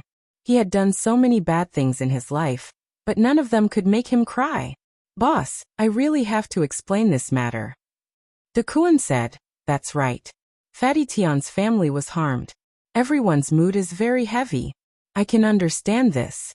Everyone can understand this. I know that everyone will suspect me because I made such a joke before. Wang Jingjin nodded, motioning for him to continue and not change the topic. Don't drag things too far away. My men admitted it personally. They said that I arranged for someone to harm them. De Kuan said, I won't deny this matter. But boss, do you know under what circumstances my men admitted this matter? Wang Jingjin looked at De Kuan and knew that he still had something to say. My men admitted this under special circumstances. De Kuan said, you don't know what happened. In my clubhouse, Brother Guang brought nearly 100 brothers and smashed my clubhouse. My men said this under coercion. Li Guang and Su Yan looked at De Kuan unhappily. Fatty Tian couldn't hold it in and scolded, bullshit. However, De Kuan wasn't angry because of being scolded. Instead, he didn't know whether to laugh or cry. Boss, you know that under any circumstances, coercion is very likely to be to protect oneself. In a situation where one's life is at stake, who dares to speak nonsense? Of course, one has to choose what the other party likes to say. Don't you think so? De Kuan, if you say that, then it's pointless. Li Guang said. I didn't force your men to say that you killed them. It's your men who admitted it. There's no need for you to continue twisting the facts here. De Kuan didn't listen to anyone else, as that would interrupt his train of thought. He continued to explain, boss, think about it. If it was really my men who did it and no one forced him, would he be stupid enough to admit that he killed people with his big brother? This obviously doesn't make sense. If your subordinates didn't kill anyone with you, they wouldn't admit it either. Su Yan said, everyone knows what kind of crime murder is, especially intentional murder. The minimum sentence is life imprisonment. It's impossible that your subordinates don't know this. Upon hearing Su Yan's words, De Kuan reacted. He pointed at Su Yun and said to Wang Jingjin, "Boss, he was the one who forced my men to admit it. It's him. If my man doesn't admit it, he will kill him. Even if he admits it, he will only be imprisoned for life. He will definitely choose to live." "De Kuan, you really speak without thinking." Li Guang slammed the table. "If you hadn't made the first move that day, I wouldn't have bothered with you. If you hadn't brought people to cause trouble for me, I wouldn't have injured so many of your people." De Kuan hurriedly said, "Boss, you heard it. Brother Guang admitted it. He brought people to attack my men." "De Kuan, I did attack your men, but I didn't kill anyone," Li Guang said. "Don't slander us and say that we threatened to kill your brothers. Moreover, your men also injured my men. This is a private conflict between us. There's no need to bring it up to the table and tell boss." "How is there no need?"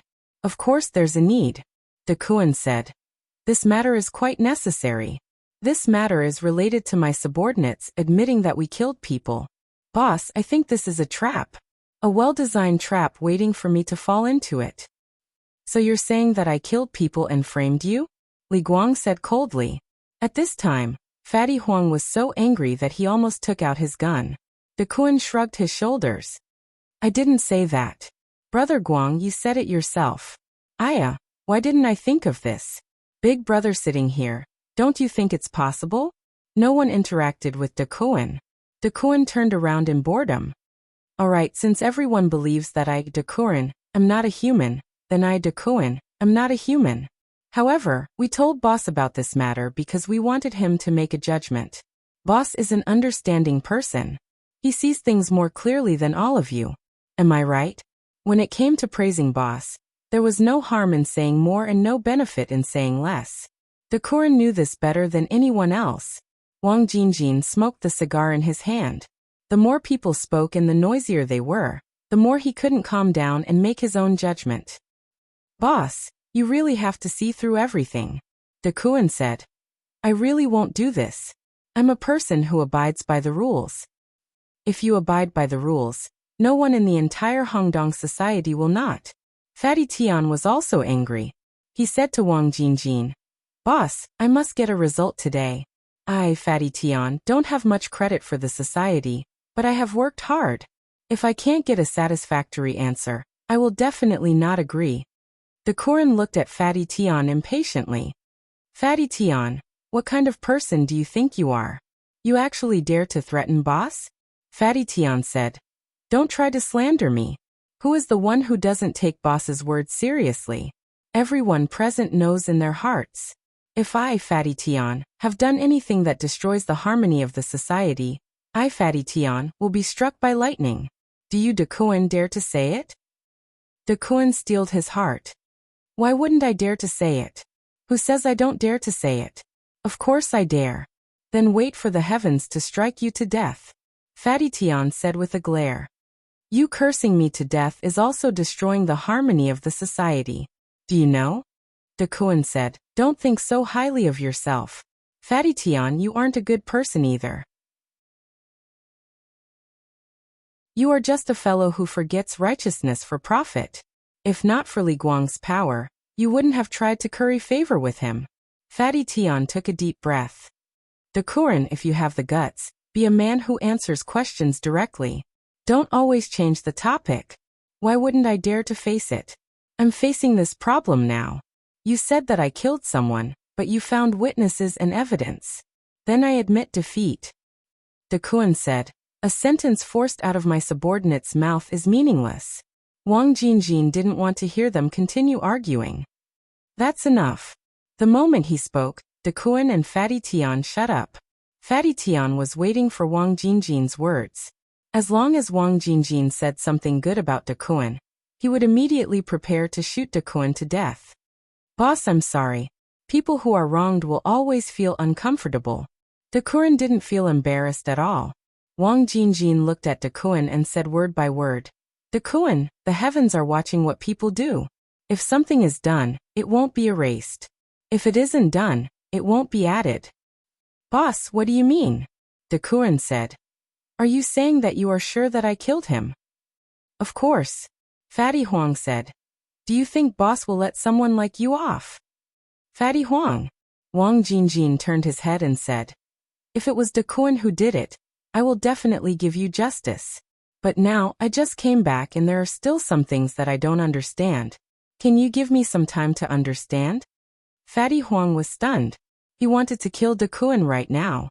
Before Fatty Huang could speak, Li Guang said, that's right. You need time for boss to investigate properly. That way, some people will be convinced.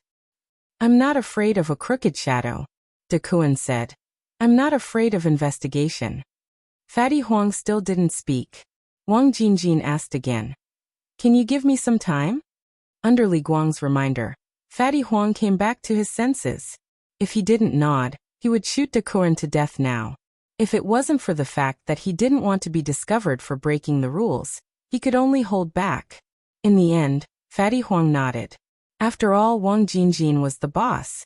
Since the boss had already spoken, what else could he do? He can't just keep quiet. Su Yun suddenly said, actually there is a witness but he's injured. I think boss should interrogate him personally. That way he won't blame us for threatening him. Who do you think you are?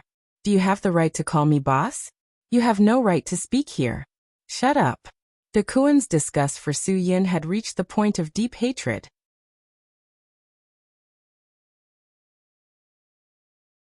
Chapter 2146. De Kuan. This isn't a place for you to behave atrociously. This is a place for regular meetings. Anyone can say whatever they want. Li Guang said. What right do you have to control Su Yun's freedom of speech? Is he on the same level as me? De Kuan said. Who does he think he is? He's just a dog under you, Li Guang. He's not qualified to bark in front of me. Even if Su Yun isn't qualified, I should be the one to discipline him. It's not up to you, De Kuan, to speak. He's my man. Li Guang glared. De Kuan sneered. Boss just said that the entire Hongdong society is a family. Then, your brother Guang's underling is also my underling. Why don't I have the right to teach him a lesson? You also know that the Hongdong society is a family. Fatty Tian was a little agitated. We're a family and you're playing this game with me? We're a family and you're F***king harming my wife and child. We're a family and you're attacking me. Fatty Tian was a little agitated. Li Guang got up and pressed on Fatty Tian's shoulder to make him sit down. The situation was still uncertain, and Wang Jingjin hadn't made a final conclusion. You've already decided that it's me. There's no point in me saying anything. De Kuan said. Fatty Huang, please don't splash dirty water on me with such righteous words when you have evidence, okay? Although Fatty Tian really wanted to have a war of words with De Kuan, he could only listen to Li Guang and bear with it due to the current situation. Boss, I think you still need to think about this calmly. Cheng Feng said lightly. You're also clear about the situation. It's impossible to directly judge who's right or wrong. Brother Feng, can't I judge? Fatty Tian said. The one who died is my wife, and the one who died is my child. How bad is De Kuan's nature? What's there to consider? Li Guang said. Don't be agitated. Brother Feng's words make sense. Boss does need to think about it calmly. In fact, the purpose of today's meeting was to let Wang Jingjin see the opinions of the people in the Hongdong society towards De Kuan. Obviously, everyone's spearhead towards De Kuan was very unified. No one stood out to speak up for De Kuan. Everyone was leaning towards Fatty Tian. As long as Wang Jingjin calmly thought about it, he would be able to understand the stakes. Fatty Tian, don't be agitated. The club will definitely stand up for you when it's time for you to make a decision. Don't have any psychological burden or pressure. Wang Jingjin said. Calm down. De Kuan was unhappy when he heard this. Boss, I'm the one with the psychological burden and pressure now. Everyone suspects me and wants me to step down, right? Take a look at Hongdong Group's last month's harvest. Aside from Li Guang, who owned several of the richest streets in Kowloon, who else had a higher harvest than me? Some people can't even compare to me, right? They are all jealous of me and can't wait for me to die. De Kuan, it's not your place to interrupt when boss is speaking, Cheng Feng said. Brother Feng, I'm just fighting for myself. De Kuan said. Look at the situation now.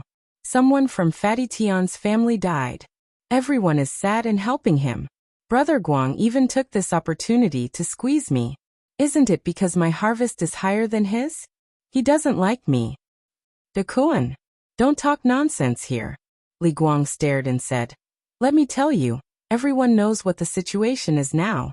That's why no one will speak up for you. Dakuan was now fighting to the death for even the slightest bit of reason. Yes. They're all targeting me. Then, boss doesn't have to think about anything. Just shoot me now. That's so worry-free. I should have shot you to death right now. Give everyone an explanation. Fatty Tian was so agitated that he wanted to take out his gun again. Give boss an explanation too. What explanation do I have to give everyone? Dakuan said. Who do I Dakuan? Why do I have to give everyone an explanation? Fatty Tian, don't you just want me to give you an explanation? Your wife and child died because you're incapable. It has nothing to do with me at all. F*CKU. Fatty Tian immediately stood up. This time he really couldn't take it anymore. He was going to shoot this bastard with a single shot. He wanted to let him have a taste of the bullet. Fortunately, Su Yun's eyes were sharp and his hands were fast. He immediately judged Fatty Tian's intention. He directly grabbed Fatty Tian's hand from behind. Once Fatty Tian fired, the entire venue would definitely be in chaos. Even if Fatty Tian killed Dakuan with one shot, he wouldn't be able to escape Wang Jingjin's punishment. If this shot didn't kill Dakuan, then he didn't have to think about avenging his wife and child. Because he also shot Dakuan, even if it was determined that Dakuan killed his wife and child, Wang Jingjin would find an equal punishment for this matter and punish each of them 50 times. No matter what, as long as Fatty Tian fired today, he wouldn't be able to afford it. A family of 3 in exchange for Dakuan's life? It definitely wasn't worth it. A family of 2 in exchange for Dakuan being shot? It definitely wasn't worth it. Therefore, what Fatty Tian had to do now was to stay calm. If he couldn't calm down, everything would be in vain. Instead, it would give Dakuan a chance to take advantage of the situation. What? You still want to fight? Don't you know where this is? Dakuan said. Is this how a family treats me, Dakuan? Come on, come and kill me. If you kill me today, then it's fratricidal. If you can't kill me, then don't blame me, Dakuan, for not giving face to boss and not being polite to you. Are you done? If you are, then sit down. Wang Jingjin was still calm and collected. Drink some water and moisten your throats. If you still want to make a ruckus, then go out and make a ruckus. Whoever doesn't make a ruckus until their throats are smoking is not allowed to come back. We will wait. Everyone will wait in the room. After hearing Wang Jingjin's words, Dakuan didn't say anything else.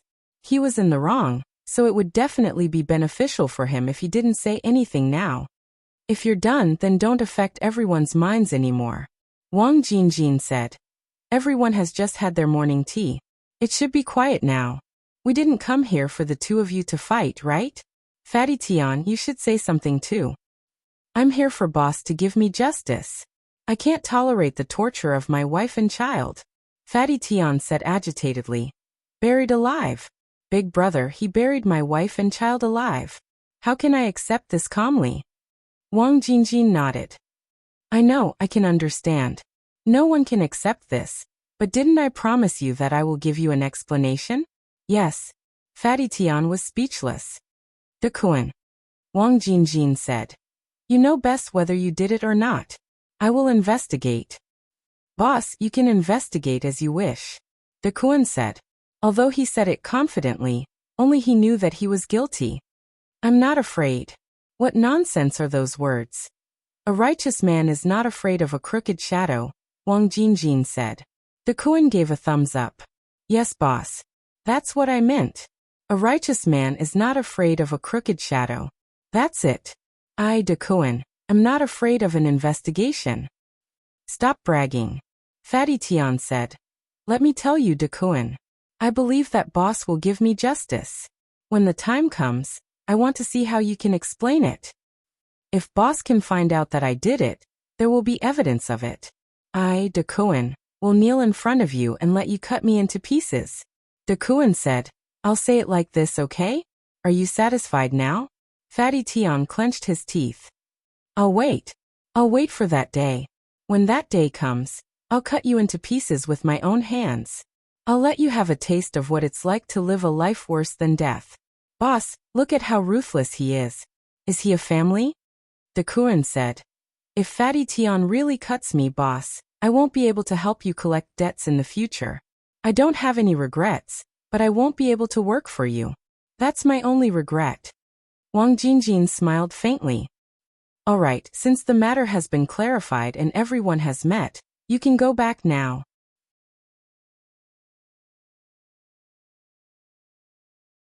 Chapter 2147. Although Wang Jingjin didn't give a direct answer today, many people saw what they wanted to see. No matter what, Wang Jingjin didn't favor Dakuin today. On this point, it gave them some psychological comfort. As soon as the order to dismiss the meeting was given, Dakuin was the first to stand up. Since there's nothing else, I'll leave first. I still have things to do. Boss, I'll definitely satisfy you with next month's harvest. After saying that, Dakuin left. The others also got up one after another. However, Wang Jingjin didn't leave. Everyone still had some concerns. In the past, Wang Jingjin would get up and leave first before they left. However, this time was different. This time, Dakuin actually stood up and left directly. Obviously, he didn't want to stay here for another minute. But even so, they still didn't know if they should leave before Wang Jingjin stood up and left. Although Wang Jingjin gave the order to dismiss the meeting, he didn't move. He still sat in his seat. There was no expression on his face. No one knew what he was thinking.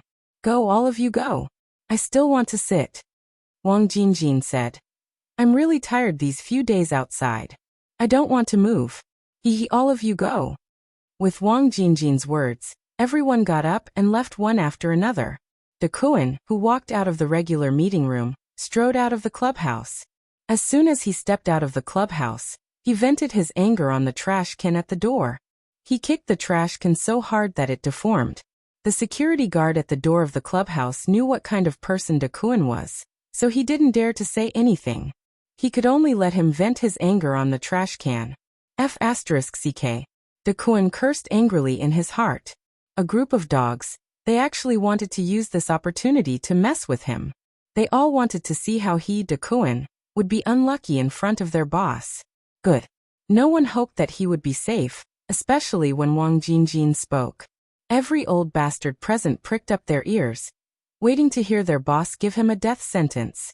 These bastards, they really needed to be taught a lesson. Dakuin felt that he was too nice to those old bastards. He was too polite. Otherwise, if he was more ruthless to these guys, they wouldn't have dared to hope that he would be unlucky today. They wouldn't have hit him when he was down. Especially that Cheng Feng. Who the F***ck do you think you are? What an old dog. What use do you have? A piece of trash. It didn't help the club much in terms of income, and they had to pay for it every month. Dakuin really didn't know why boss still kept these old things. What was the use of them?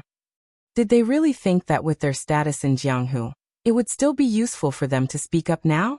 Useful? Useful my ass. It wasn't useful at all. Old things like them, useless trash, in the eyes of Dakuin, they were nothing. Who among the youngsters would care about the words of these old dogs? They were worthless in front of those newcomers. Now all the newcomers knew that they only had one idol, and that was Dakuin. Yes, it was him, Dakuin. Only he, Dakuin, was their role model. He was the one they had to learn from in the future. Ruthless. Now he's in the underworld. It was all about ruthlessness. If you aren't ruthless, you won't be able to stand firm. What kind of bullshit was aptitude? What kind of **T status was that? As long as he could make people afraid of him, Dakuin's position in Jianghu would be unparalleled. This was what it meant to be in the pugilistic world. Everything else was bullshit. They were all worthless bullshit. Not to mention that bastard Cheng Feng. Even he, Wang Jingjin, wouldn't be able to stand firm in a few years. What the club needed now was a leader like him, Dakuin. Only he, Dakuin, could lead the Hongdong club to the peak and walk towards glory. Only he, Dakuin, could make the club better and swallow up all the other clubs and gangs. In the future, he, Dakuin, would be able to cover the sky with one hand in Hong Kong and Macau. This was what Dakuin was thinking. As for Fatty Tian, he was just a small character in Dakuin's eyes. When he, Dakuin, could stand at the peak of life one day, everything would be fine. Even if he dug out the ashes of Fatty Tian's wife and son, and buried them in the wilderness of Jiulong Mountain, Fatty Tian wouldn't dare to do anything to him. Wasn't he just relying on Wang Jingjin to support him now? Humph, Dakuin cursed in his heart. I want to see how many years Wang Jingjin can support you. Dakuin was fearless. He didn't believe that Wang Jingjin wouldn't consider his own interests. He, Dakuin, worked hard for the club and earned an uncountable amount of money every day. He didn't believe that Wang Jingjin would reject money. Now, as long as Wang Jingjin wanted to deal with Dakuin, it would be against money. That was why Dakuin dared to be so arrogant. He wasn't afraid of Fatty Tian causing any trouble. Even if Wang Jingjin could find out that it was Dakuin who did it, what could he do? At most, he could make him apologize in public and then punish him according to the club's rules. Even if he, Dakuin, didn't die, he could return everything to them in the end. After Dakuin left, the people in the meeting hall all left one after another. When everyone had left, Li Guangxi patted Fatty Tian, indicating that it was time for him to leave. Fatty Tian stood up absent-mindedly. Boss, I beg you. You must seek justice for me.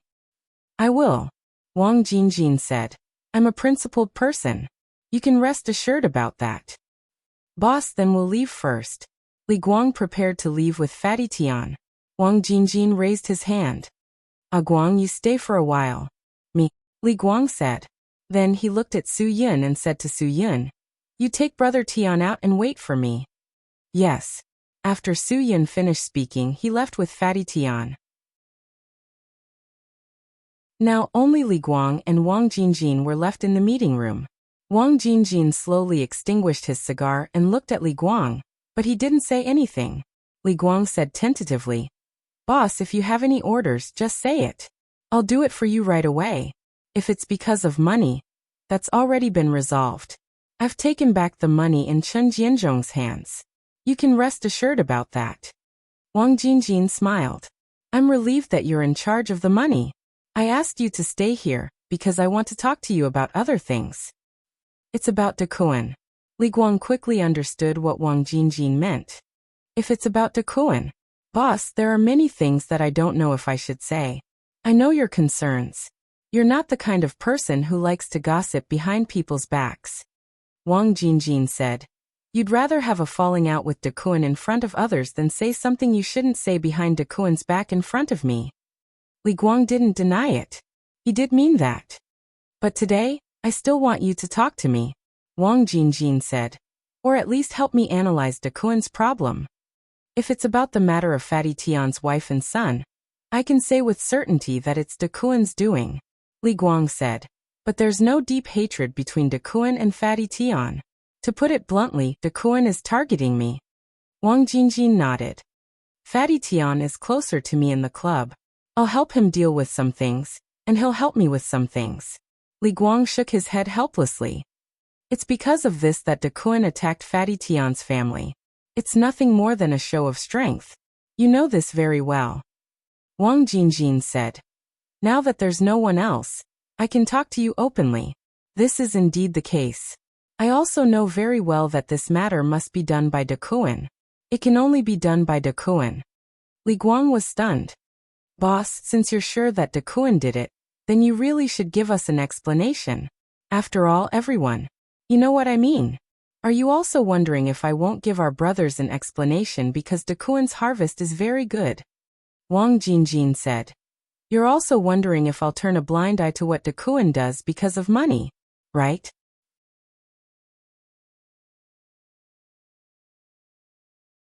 Chapter 2148. Li Guang didn't answer. He just sat there silently. That was indeed the case, but he didn't know if he should say it. I can understand. Wang Jingjin said. When I didn't punish Dakuin on the spot, I thought it through. Everyone would hesitate. However, I have my own considerations. I believe you can understand me. Li Guang raised his head and looked at Wang Jingjin. He didn't understand what Wang Jingjin meant.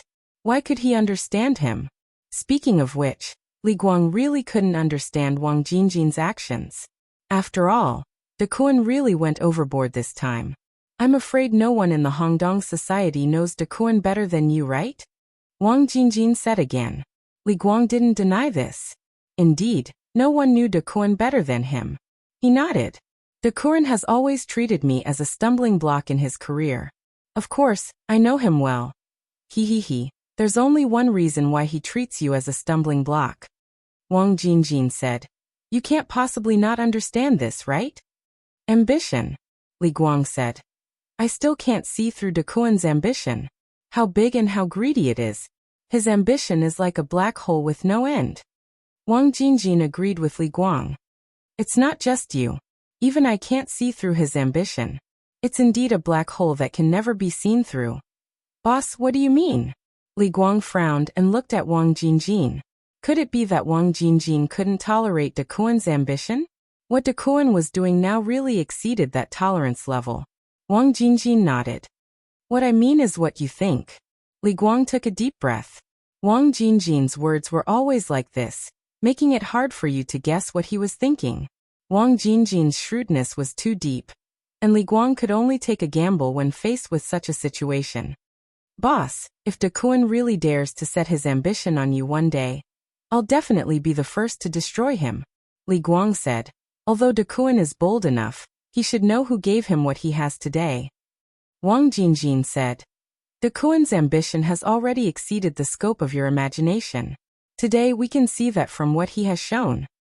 He's very guilty today. I do have a guilty conscience. However, his actions still tell everyone that Great Kuan is not afraid of anything. Wang Jinjin said. Last time he dared to bring a gun into the meeting room. This time, he dared to leave the meeting room before I even got up. What do all these signs mean? De Kuan is indeed becoming more and more unbridled, Li Guang said. Wang Jinjin smiled. Not only is he unbridled, he doesn't even put me in his eyes now. Li Guang looked at Wang Jinjin and swallowed his saliva. He didn't know why Wang Jinjin was telling him all this. Wang Jinjin continued. Not only does he look down on me, but he even dares to threaten me with the harvest. Guang, you should understand what he meant today, right? He's threatening me with the harvest, not showing off his harvest.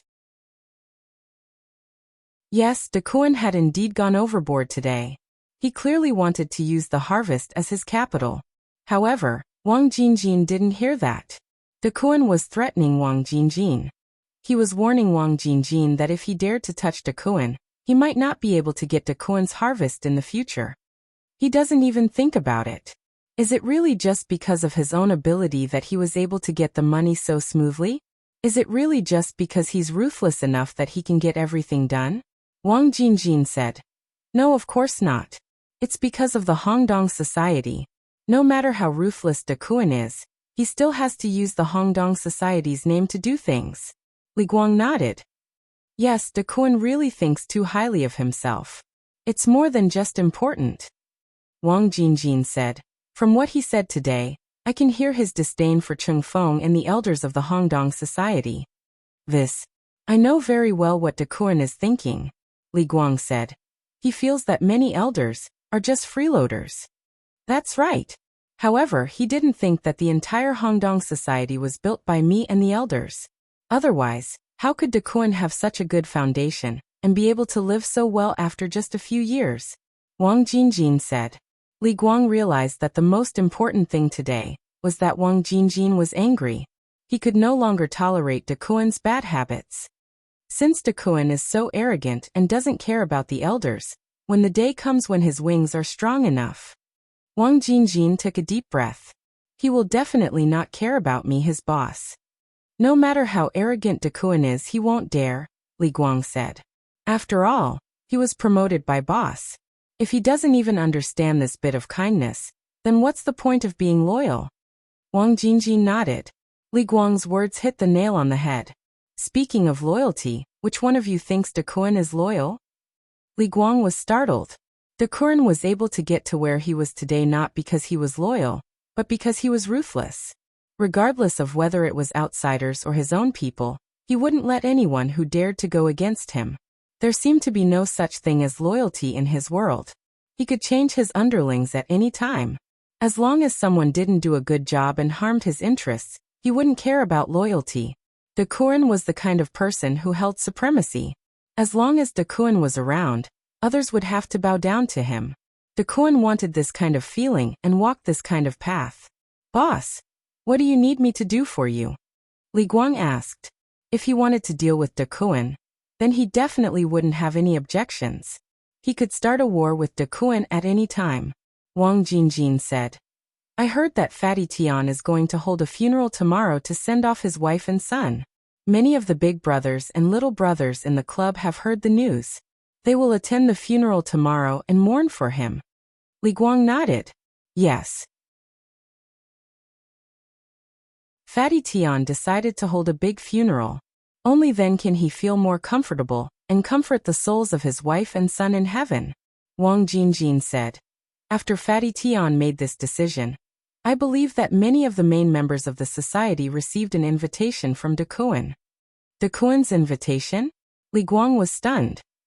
He won't invite you because he knows that even if he tells you, you won't participate. Wang Jingjin said. Dakuin is holding a birthday banquet tomorrow, saying that he wants to celebrate his birthday. Then he sent invitations to many people. Li Guang frowned. He remembered that Dakuin held a birthday banquet last winter, but it was summer now. Could his birthday be held at any time? What does Dakuin mean by this? Li Guang said. It's on purpose, right? To be clear, Dakuin just wants to see how many people will choose to stand on his team. Wang Jingjin said. Those who attend his birthday banquet will definitely stand on his side, and those who attend the funeral will all support you. Boss, I don't dare. Li Guang said. Those who attend the funeral will definitely support your decision. Li Guang, don't have that much face. Guang, you don't have to be humble anymore. Wang Jingjin said. I know your ability and I know your character. I believe in you. Thank you for your trust, boss. Li Guang thought of another question. If no one attends Dakurin's birthday banquet, will Dakurin fly into a rage out of humiliation? Wang Jingjin nodded. Of course he will fly into a rage out of humiliation. At that time he will know that no one in the entire society will support him. With Dakuin's personality, I believe that he will do anything, so I want to remind you. He is a mad dog, Li Guang said. If he wants to cause trouble, I will definitely stabilize Hongdong society's reputation. It's no longer a matter of reputation, Wang Jingjin said. If he dares to rebel, he will rebel against me. You know what to do, right?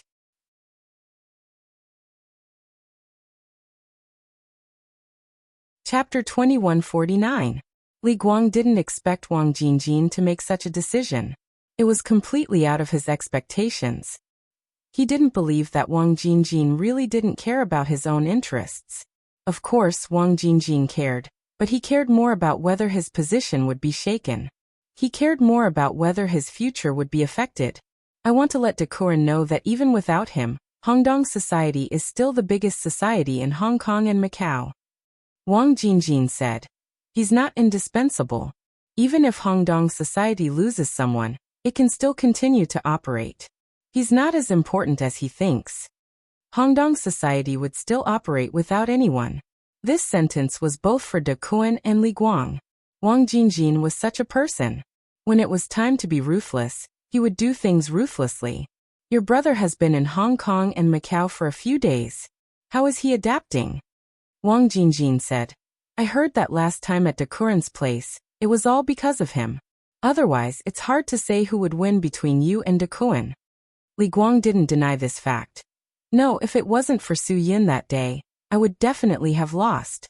Dakuin has already set up a trap, and is just waiting for me to fall into it. Then why do you still want to fall into it when you know it's a trap? Wang Jingjin was puzzled. Li Guang said confidently. Because I believe that Su Yin can help me. I know Su Yin's ability, so I'm not afraid of Dakuin's trap. Even if Dakuin set up a trap to provoke me, I'm not afraid of him. I have the ability to defeat him. Guang, I like your confidence. Wang Jingjin said. It's good that you have this confidence. This time, I still hope to see Su Yin's performance. I'll give him a chance. What do you think? Li Guang understood Wang Jingjin's meaning. You want to give him the chance to deal with Dekuan? Of course. Wang Jingjin said. If he's the kind of talent you're talking about, wouldn't it be a waste of his talent to only stay by your side? Moreover, I also want to see if he has the courage to go to such extremes. If you don't even have this much courage, then you don't deserve to be the boss of the Hongdong society. Wang Jingjin had already made it very clear. As long as Su Yun could kill Dekuan, then Dekuan's position as the big brother would be his. Obviously, Wang Jingjin did this because he had to see Su Yun's hands stained with blood. Otherwise, he would not trust him. I understand, boss. I will pass on your message to Su Yun, Li Guang said. I believe that Su Yun has the ability to do this. That would be for the best. Wang Jingjin smiled and said, All right, I've said everything that needs to be said. I'll leave everything to you. I hope you can give me a satisfactory answer in the end. Yes, boss. Li Guang nodded his head vigorously. Go. Wang Jingjin said. Don't let Fatty Tian wait for you outside for too long. His mood is very unstable now. Let him prepare for tomorrow's funeral. At that time, justice will be served to him. Li Guang left. He believed that Fatty Tian was very satisfied with the result. Although there might be some unpleasant things at tomorrow's funeral, if Fatty Tian could get a satisfactory answer, Li Guang believed that everything would be worth it. Wang Jingjin had arranged all this for one reason. He would let them solve everything by themselves. He would not intervene in this matter. However, he believed that everyone in the Hongdong society could accept the final result. Fatty Tian's funeral for his wife and child was held as scheduled. Although many of the big brothers in the Hongdong society did not need to show up, due to the special nature of this matter, they came to the funeral to attend the memorial service. Compared to Fatty Tian's memorial service, the 20 tables of banquet prepared by Dekuan in the best hotel in Sim Sha Sui seemed much more deserted. There were more than 30 big brothers in the entire Hongdong society, but only 3 of them chose to attend Dekuan's birthday banquet. Excluding Dekuan's own people, the 3 big brothers and the underlings they brought added up to only 12 people. It was just enough to fill one table. Dekuan and a few of his capable subordinates added up couldn't even fill the second table. The deserted scene made Dekuan panic. After the panic in his heart, it was followed by embarrassment and anger. Dekuan never thought that he would have to face such a situation. There were so many people in the Hongdong society. He thought that there would be at least 10 big brothers who would support him, but the truth was there was no such thing.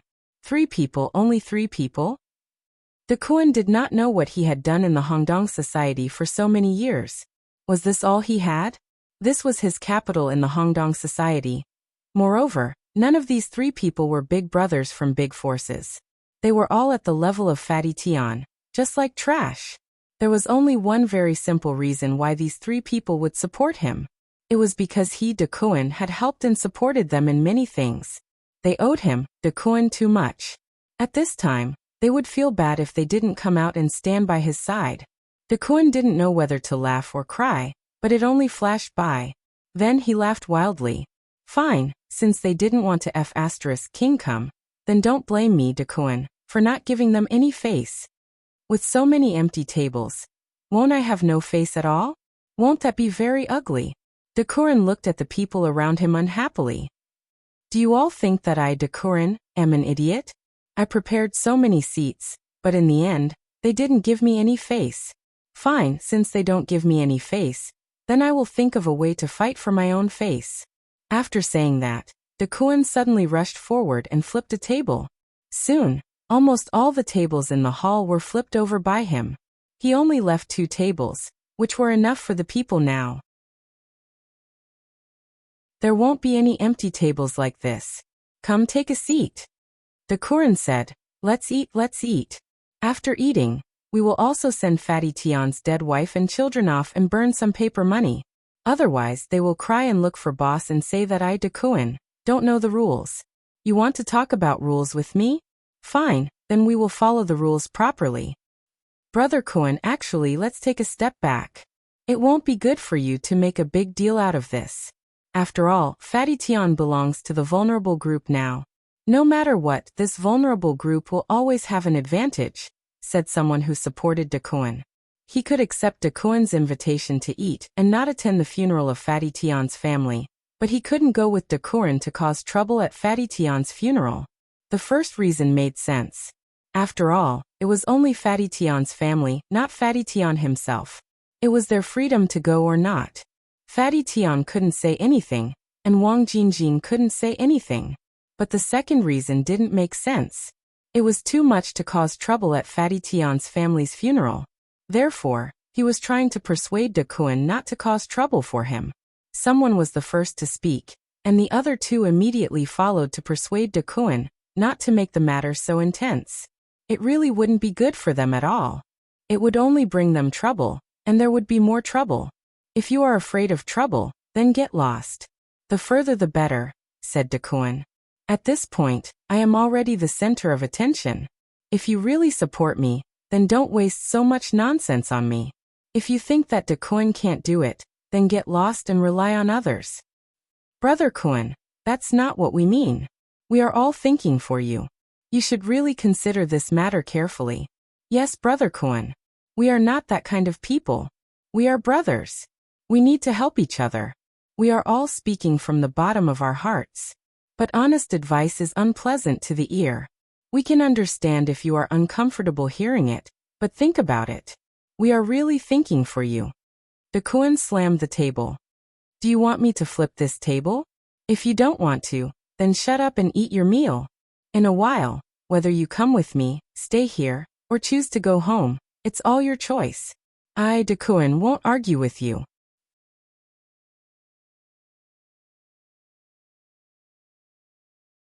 Chapter 2150. Brother Kuan, the boss has already spoken. If we don't know what's good for us, I'm afraid we won't get any support. You must stay calm at this time. Yes, Dakuan, you must stay calm. Now is not the time to be impulsive. One wrong step may cause everlasting regret. We must consider this matter carefully. The few of them still wanted to persuade Dakuan not to be impulsive. However, Dakuan couldn't care less now. He didn't want to listen to these guys wasting time in front of him. Then you guys take your time to chat and eat. We'll settle this later. The boss will really get angry. Dakuan, Hongdong Group is still following the rules. You can't be so stubborn. We're all doing this for your own good. If the boss really dared to touch me, he would have done it during the regular meeting. Dakuan disagreed. Doesn't he know how much I earn for him every month? How many old people in Hongdong Group have I risked my life to earn their pension? I don't believe he won't consider it. After saying that, Dakuan threw the wine glass in his hand. Today, he was going to take a look at the funeral that Fatty Tian had prepared for his wife and child. He wanted to see who the F***ck dared to touch him. Especially that Su Yun, a newcomer and a follower who had just followed Li Guang. He had embarrassed him time and time again. Let's go. Dakuan made up his mind and decided to set off immediately. He asked all his brothers to gather everyone, even those who hadn't graduated from school. He would pay for everyone. Today, Dakuan wanted to prove to the whole of Hong Kong and Macau that he, Dakuan, had the guts to be high and mighty in this place. Although Dakuan was full of confidence, the other brothers wouldn't pay for Dakuan's impulsiveness. They couldn't provoke Wang Jingjin's anger because of Dakuan's impulsiveness. If Wang Jingjin really got angry, Dakuan wouldn't have a good ending. Obviously, this decision was correct. Dakuan was now on a path of no return. Wang Jingjin had already lost his patience with Dakuan. He wanted someone who could make money for him, not someone who could threaten him with money. Dakuan dared to do this today, which meant that he wanted to shed all pretense of cordiality with Wang Jingjin. Who wouldn't want this face? It was a form of humiliation to Wang Jingjin. Fatty Tian's funeral was in full swing. Many big brothers of the society brought their underlings to support Fatty Tian. Their purpose was to let him handle the funeral in a dignified manner, so that his family could rest in peace. Fatty Tian remembered all the people who came today. These people might not have come because of him, but because of Li Guang. But to Fatty Tian, these people were people he wanted to repay. This was because everyone present knew that as long as they came here, it meant that they weren't on the same side as Dakuan. This meant that they had offended Dakuin. Dakuin, this mad dog, had already harmed Fatty Tian's family. If these people still dared to offend Dakuin, it meant that Fatty Tian was indebted to them. Fatty Tian kept thanking all the brothers who came to bow and express their gratitude. Li Guang was in charge of everything for him so that he could express his gratitude to all the brothers who came here. Su Yin was arranged by Li Guang to be next to the morning hall. He kept an eye on Fatty Tian and waited for Dakuin to arrive. Li Guang had already told Su Yin about what happened yesterday. Wang Jingjin's intentions were also very clear. Now Su Yin was really looking forward to Dakuin, this bastard daring to come and cause trouble. If that happened, Su Yin would have a chance. Since Wang Jingjin had already spoken, Su Yin didn't care about killing Dakuin. A person like Dakuin should be punished by the law, and Su Yin was now going to treat himself as the law. He would represent the law to punish this cruel murderer. A demon who didn't even let a 5-year-old child go should die. Moreover, this was a good opportunity for Su Yin. It was a good opportunity for him to make a contribution. Killing Dakuin would quickly increase his position in the Hongdong society and make Su Yin famous in Hong Kong and Macau. This was the best opportunity for Su Yin to get close to Wang Jingjin. Su Yin would definitely not miss such an opportunity. The funeral was already halfway through, but they still hadn't seen Dakuin's shadow. Su Yin was a little impatient from waiting. Just as Su Yin was getting impatient, there was finally a commotion outside. Dakuin, what else do you want to do? Fatty Tian's family is already dead. Do you still want the dead to not be able to rest in peace? That's right, Dakuin. You're going too far. What do you want to do by bringing so many people here? Don't you know that you've already made the boss very angry? Dakuin, are you done? Take your people and leave immediately. Today's occasion isn't suitable for you. You'd better think of a way out before you do anything. This is also for your own good. When Dakuin brought so many people to the funeral, he was immediately stopped by a lot of people. Most of the older brothers who came to pay their respects saw Dakuin and tried to stop him. They really didn't want Dakuin to make a mess of things here. However, Dakuin didn't think so. He raised his hands and said, "How do I look like I'm here to cause trouble? Did I bring a knife or a gun? Fatty Tian's wife and child died. Only you are allowed to mourn, but I, Dakuin, can't come and bow. I, Dakuin, brought flowers. I'm also here to mourn." Since Dakuin had already said so, the people present really had no reason to stop him from entering. After all, in such a situation, everyone who came was a guest. The host wouldn't refuse to bow. Even if someone they didn't know came, they couldn't chase them out. Therefore, Dakuin's words made those who stopped him speechless. They were completely speechless. At this moment, Li Guang appeared. As the person in charge of this place today, everyone focused their attention on Li Guang when they saw him come over. The current situation still required Li Guang to make a decision. Li Guang walked in front of Dakuin and looked at him. He said calmly, "Dakuin, you should know very well what the morning hall is used for. Brother Guang, do you not trust me that much? I'm just here to bow. Am I not sincere enough? Do you see, I brought flowers." Dakuin gestured for his subordinates to hand him the flowers. "Such a big bouquet. Isn't it enough to prove my sincerity?" Li Guang said. "Okay, I'll allow you to go in. But once you've done what you should do, come out immediately. Otherwise, what are you going to do to me? Brother Guang, I'm so scared. I'm just here to attend a funeral. You don't have to target me like this, right?" Dakuin said. "I won't do anything to you. But if you don't abide by the rules, I guarantee that you will regret it." Li Guang moved aside and said to Dakuin, "Go ahead." Li Guang believed that Su Yin was probably already impatient inside. He thought to himself that since Dakuin was here, the real show had just begun. When Fatty Tian saw Dakuin appear at the funeral, he was still very emotional. However, he was already mentally prepared because Li Guang had repeatedly instructed him yesterday to control his emotions. Everything would be ended by Su Yin. Fatty Tian believed in Su Yin. He believed that Su Yin would definitely help him take revenge for his wife and child. Fatty Tian believed that everything would be fine. Therefore, when he saw Dakuin, he only turned his head away. Out of sight, out of mind. De Kuan walked to the front of the coffin and performed exaggeratedly. I am my sister-in-law. How could you be killed at such a young age? I really feel sorry for you. I really feel sorry for Brother Tian. What kind of person is so heartless that they didn't even let off such a young child? De Kuan's exaggerated performance made many people feel disgusted.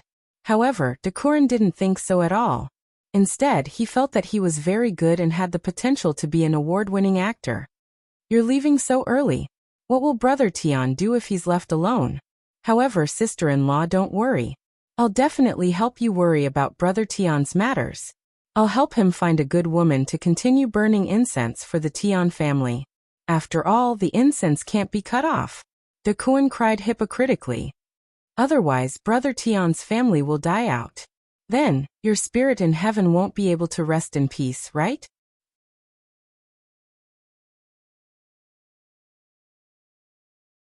Chapter 2151. De Kuan's acting skills were getting more and more exaggerated. Fatty Tian's family could no longer tolerate such an enemy being so impudent in front of their loved ones. Brother Tian, don't you think that I, De Kuan, am very kind?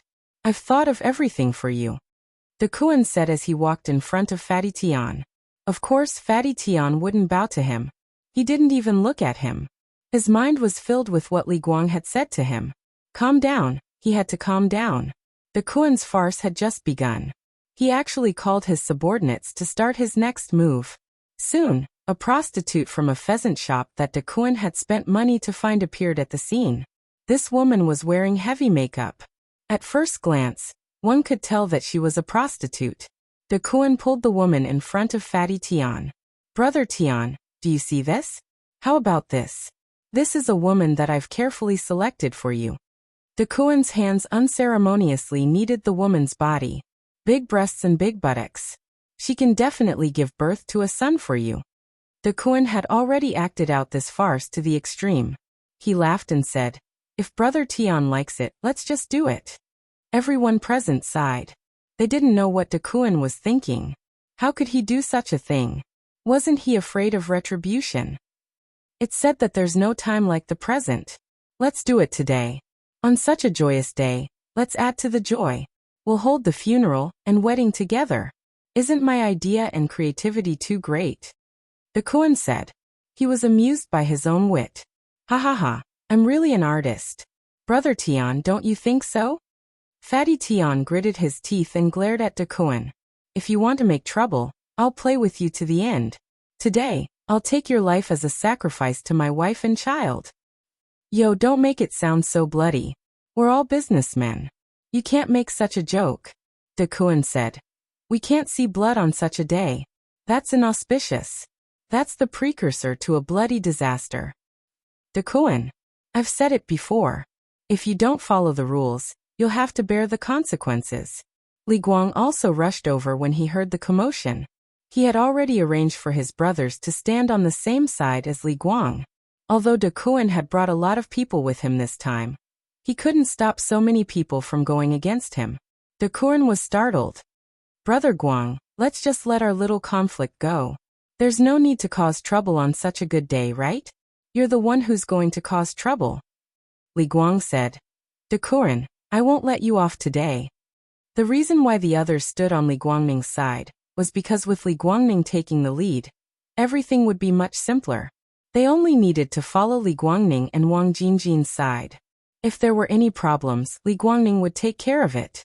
Many people saw this as a good opportunity to get rid of De Kuan. Of course, they wouldn't miss it.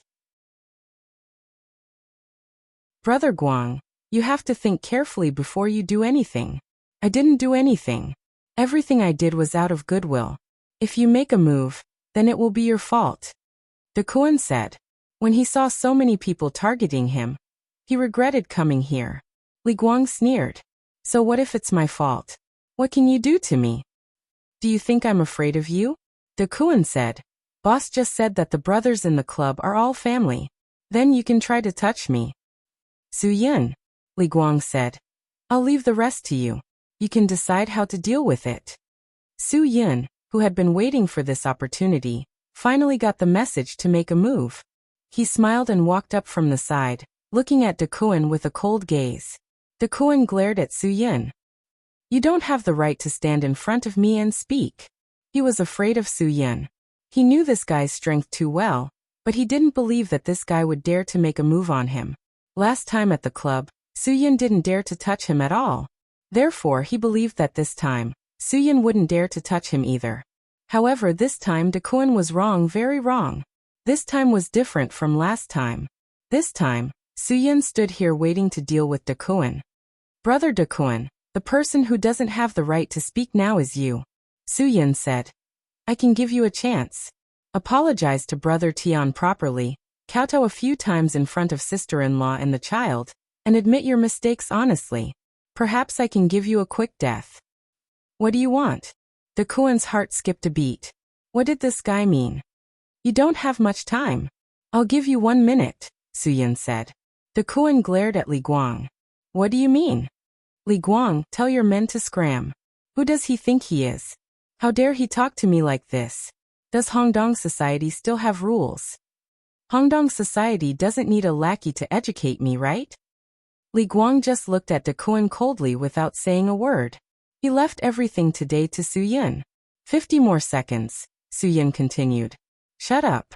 In a fit of anger, Dakuin raised his hand and slapped Su Yin. Su Yin didn't stand on ceremony with him. He grabbed Dakuin's wrist and mercilessly twisted it in the opposite direction. The bones in Dakuin's arm made a clear sound of breaking. Dakuin couldn't believe that Su Yin, who was just a lackey, actually dared to lay a hand on him. Dakuin, who had his arm broken, gritted his teeth and growled a few times. He angrily ordered his men to smash the funeral hall. But now, it wasn't up to him to decide. Although he brought a lot of men, they weren't as many as Li Guang and the other bosses present. Just as his men were about to give it a try, they were stopped by countless heads outside the funeral hall. The noisy crowd quietened down. No one knew what they should do. 30 more seconds. Su Yin continued. Dakuin, do you want a quick death or do you want me to play with you slowly? You still have a chance to choose. There's not much time left. Make good use of it. Bastard. Dakuin scolded. Do you know what the consequences are if you lay a hand on me?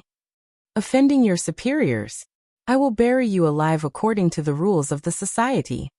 Su Yin ignored Dakuin. This guy dared to talk about burying him alive. He really didn't feel guilty at all.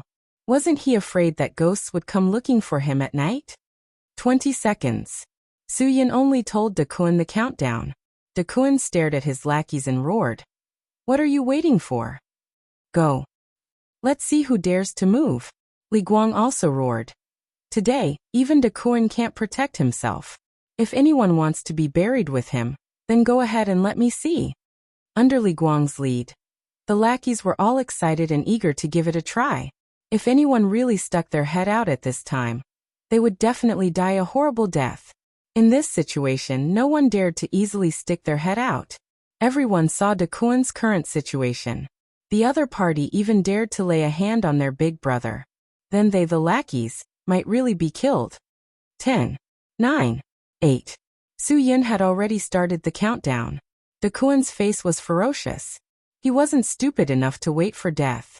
He suddenly roared and rushed towards Fatty Tian, trying to control Fatty Tian as his trump card.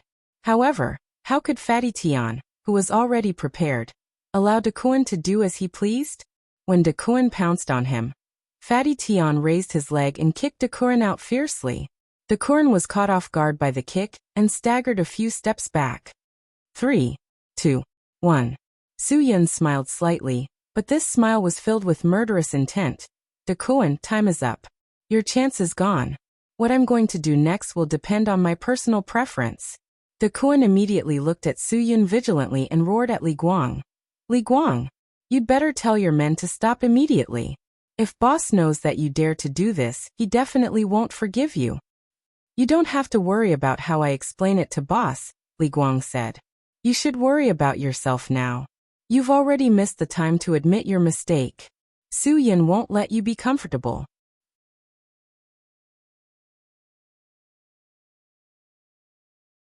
Chapter 2152. Su Yin made his move again.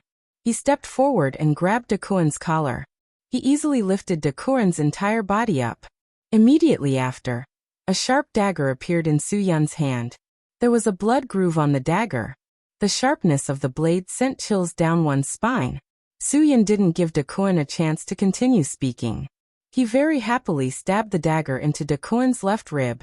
No one present expected this stab. The woman that Dakuin spent money to find was so scared that she sat on the ground. She only dared to put on an act at Fatty Tian's funeral because the other party was Dakuin. She believed that no one in Hong Kong or Macau would dare to do anything to Dakuin.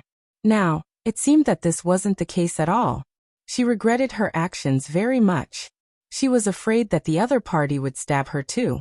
Dakuin screamed in pain. The blood flowed out along the blood groove of the dagger. Blood dyed the funeral hall red. Fatty Tian was so excited that his hands were trembling non-stop. Anchi-san, all of you are watching. Today, I will take revenge for the two of you. Fatty Tian said. I will use Dakuin's life to pay tribute to the two of you. Your souls in heaven must see clearly what will happen to this bastard who harmed you today. Suyun began to bleed Dakuin. This was something that many people didn't expect. A few of the big brothers present admired the courage of this underling of Li Guang. He was really ruthless. He was much more ruthless than Dakuin. This stab is for you on behalf of sister-in-law. Suyun. Dakuin, don't worry. I won't let you die so quickly. We have plenty of time to play slowly. I apologize. Dakuin struggled. He endured the pain and struggled. Let me go. I apologize. I will go and apologize to them. The time for apologizing has passed. Suyun. It's too late to say anything now. The only thing you can do now is to let me slaughter you. Without waiting for Dakuin to speak, Suyun stabbed Dakuin's right rib a second time. Dakuin let out another blood-curdling scream. This time, the pain was even more unbearable than the previous stab. This time, Suyun had stabbed him while spinning. This saber is for you on behalf of your child. Suyun said. Even if you're in a gang, you have to be humane. You won't even let a 5-year-old go. Dakuin, you're inhumane. Dakuin was already sweating profusely from the pain. He finally realized that the other party was not joking with him. The other party wanted to take his life. Fear quickly filled Dakuin's mind. For the first time in so many years, Dakuin was truly afraid. He let go of his arrogance and pride and began to beg for mercy. Dakuin kept begging Suyun for mercy, begging Suyun to let him go, begging Suyun to give him a chance, begging Suyun to stop. He kept telling Suyun that as long as Suyun let him go, he would not pursue the matter and treat it as if nothing had happened. He would definitely not provoke Suyun again. Dakuin, isn't it too late to say all this now? Suyun said. Are you still not willing to admit that you killed them? I admit it. I admit to everything, Dakuin said. If you let me go, I'll admit to everything. I killed them. Fatty Tian's wife and child were killed by me. I admit it. I admit to everything. Let me go. I'll tell you everything, Suyun said. Since you've admitted it, then there's even less reason for me to let you go. All the big brothers present have heard it. Dakuin has already admitted to his actions. I, Suyun, did not force him to do this. He said it himself. I admitted it myself. I said it myself. Let me go. Let me go. Dakuin begged. Suyun said. The Hongdong gang has its rules. As fellow disciples, you killed the family of a fellow disciple. This is something that the Hongdong gang absolutely cannot forgive. Since you've violated the rules, you have to do things according to the rules. After saying that, Suyun suddenly pulled out a dagger and quickly pierced Dakuin's shoulder twice. Then he threw Dakuin to the ground and without hesitation, pierced Dakuin's knees twice.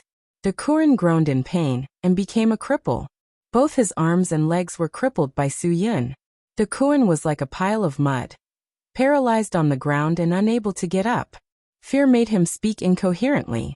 He wanted to beg Suyun for mercy, but he did not know what to say. At this time, someone outside the door said that the boss of the Hongdong gang, Wang Jingjin, had arrived.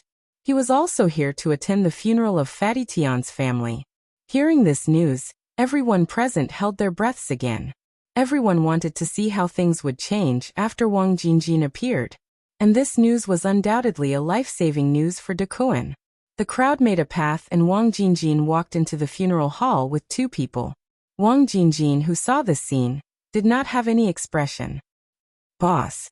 The crowd shouted in unison. Everyone's eyes were focused on Wang Jingjin. Dakuan screamed hysterically, "Boss, save me! Boss! Save me quickly! Someone wants to kill me! Li Guang's men want to kill me!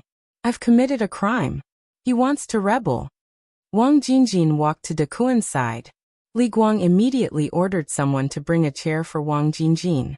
Wang Jingjin sat in front of Dakuan. He looked at Dakuan, who was in a pool of blood, and then looked at Su Yun. He thought to himself, this kid is really ruthless.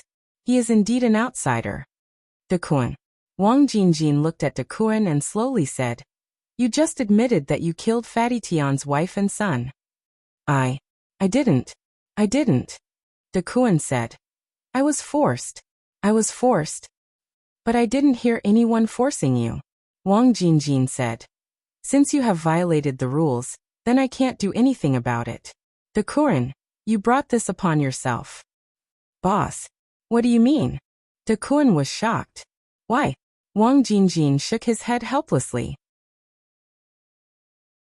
Dakuan, it's not that I don't want to protect you, but what you have done makes it impossible for me to protect you.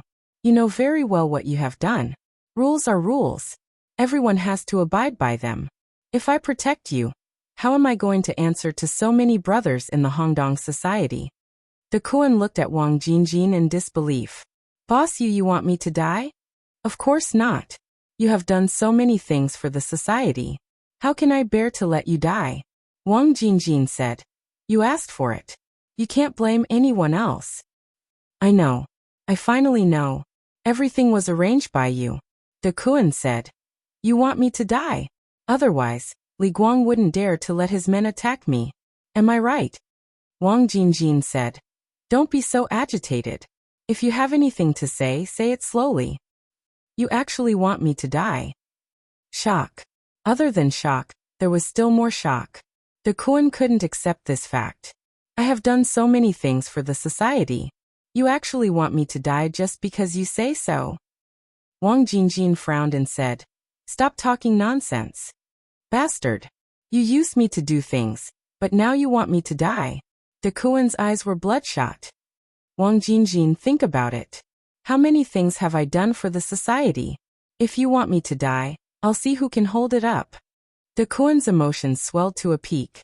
He realized that there was no turning back. His death was tacitly approved by Wang Jingjin, so he had no chance of being saved. Dakuan, watch your mouth, Li Guang said angrily. How dare you scold, boss? What do you want? I'm going to die soon. Who don't I dare to scold? Dakuan went all out. Good. Do you think I have no value? Am I right?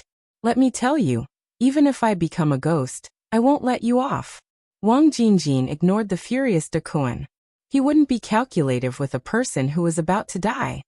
Dakuan, the society will remember your contributions. You can leave in peace. It's a pity that I don't believe in ghosts and gods. So, I'm afraid I won't think of you in the future. You're so ruthless. Dakuan gritted his teeth. I'm not as ruthless as you, Dakuan. Wang Jingjin smiled and looked at Su Yun. Su Yun, this isn't the first time you've done something like this, right? Do it. Su Yun looked at Wang Jingjin and nodded. Then he went forward and slit Dakuan's neck. Blood spurted out onto Su Yun's body. When Su Yun stood up, his body was covered in blood. He looked very terrifying. Dakuan completely shut his mouth. His eyes were still staring at Wang Jingjin. His expression was that he couldn't believe that this was his end.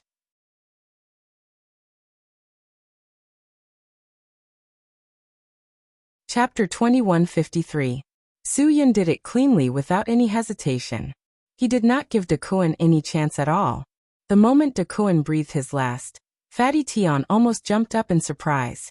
That moment was really satisfying. Su Yun did not go back on his word. Yesterday, he personally promised him that as long as there was a chance, he would definitely kill Dakuan to avenge his wife and son. Fatty Tian's eyes were filled with tears. He looked at the photo of his wife and son, and was extremely emotional. He did not know what to say at this moment. Su Yun finished off De Kuan, and looked at Wang Jingjin in front of him quietly. He was waiting for Wang Jingjin to give him an answer. Even if Hongdong society loses someone, it will still be Hongdong society. No one is an indispensable cog in the society. Wang Jingjin said. In the society, all of us are cogs that can drive the development and progress of the society. Everyone has an indispensable contribution to the society. Wang Jingjin was really good at using metaphors. Indeed, there were big and small cogs in a group. However, no matter how big a cog was, it was useless if it did not have the cooperation of a small cog. Every one of us is very important, but it does not mean that we are irreplaceable. Wang Jingjin said. De Kuan treated himself as a bearing, as an indispensable core. He was wrong, very wrong. He is just a gear that can be replaced, because even I am just a gear. Everyone held their breaths and waited for Wang Jingjin to announce something new. Just like what he said, anyone could be replaced. De Kuan's absence meant that someone had to step forward to replace it. Everyone knew this very well. Among the people present, the most suitable replacement was Su Yun. However, the one who was least qualified was still Su Yun. After all, Su Yun was only Li Guang's underling. Everyone was very clear that Li Guang's current sphere of influence was in Kowloon City. De Kuan's sphere of influence was close to Li Guang's, which was the Yao Jianwang district in the west.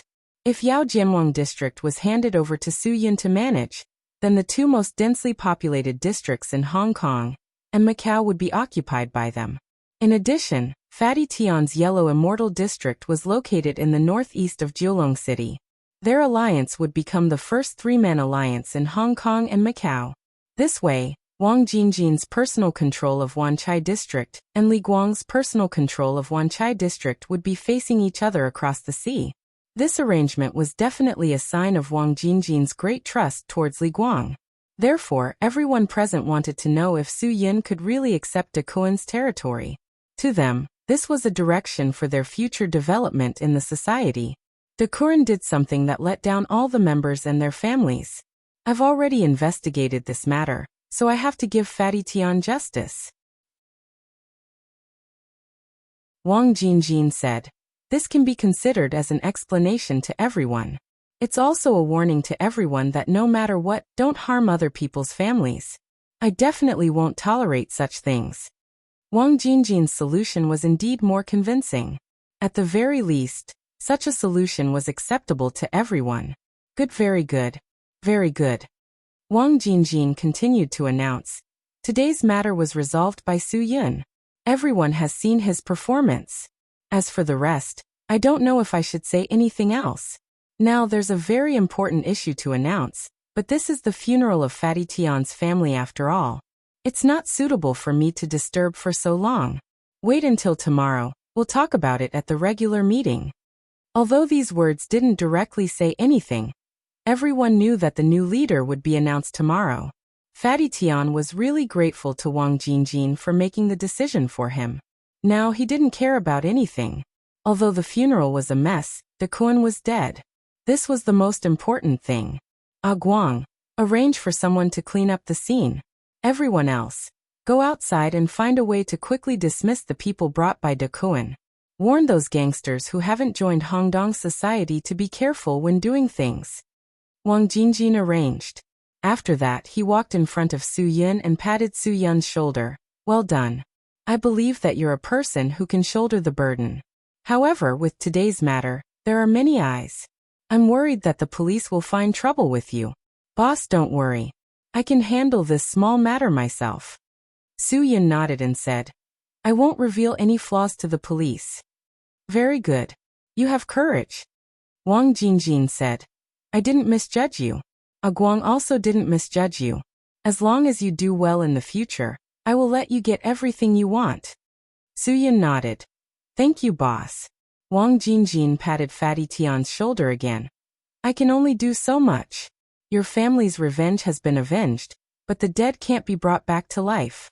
My condolences. As long as De Kuan is dead, I believe that my wife and child's soul in heaven will be able to rest in peace. Fatty Tian said. Boss, thank you for making the decision for me. I, Fatty Tian, swear that I will be loyal to you for the rest of my life. I will be loyal to the society for the rest of my life. If I have any evil thoughts, may I be struck by lightning and die a horrible death. I know that you are loyal. Well, continue with your work. Wang Jingjin said. I will also bow to the deceased to show my sincerity. Fatty Tian was very grateful to Wang Jingjin for going through the procedure. Fatty Tian really didn't expect Wang Jingjin to consider and care about his thoughts so much. This matter made Fatty Tian feel that he was still very important in Hongdong society. After Wang Jingjin left, De Kuan's side was also cleaned up. It was as if nothing had happened. The funeral continued as usual. Everything that happened today was like a dream for Fatty Tian. He had avenged his family, and his wife and child had left in glory. Everything was quite smooth. After the matters during the day were over, Su Yin could finally go home and rest for a while. However, what he didn't expect was that after he drove back to the apartment, as soon as he stopped the car and opened the door and walked out, many plainclothes policemen with pistols in their hands came out from behind a few cars in the parking lot. Police! Don't move. Raise your hands. Quick! Raise your hands. Cooperate with our law enforcement. Su Yin slowly raised his hands above his head. Suddenly, two guys rushed forward and handcuffed his hands behind his back. Police comrade, can I ask what's the situation? Su Yin said. Did you arrest the wrong person? I am a good citizen. After all, Su Yin was undercover. How could he be arrested by the Hong Kong and Macau police? This was too exaggerated. You better not talk now. We will make you convinced. You are suspected of an intentional murder case in Huangdaxian district. Now, everything you say will be treated as a confession in court. Su Yin was helpless. No wonder Wang Jingjin reminded him. There were too many people.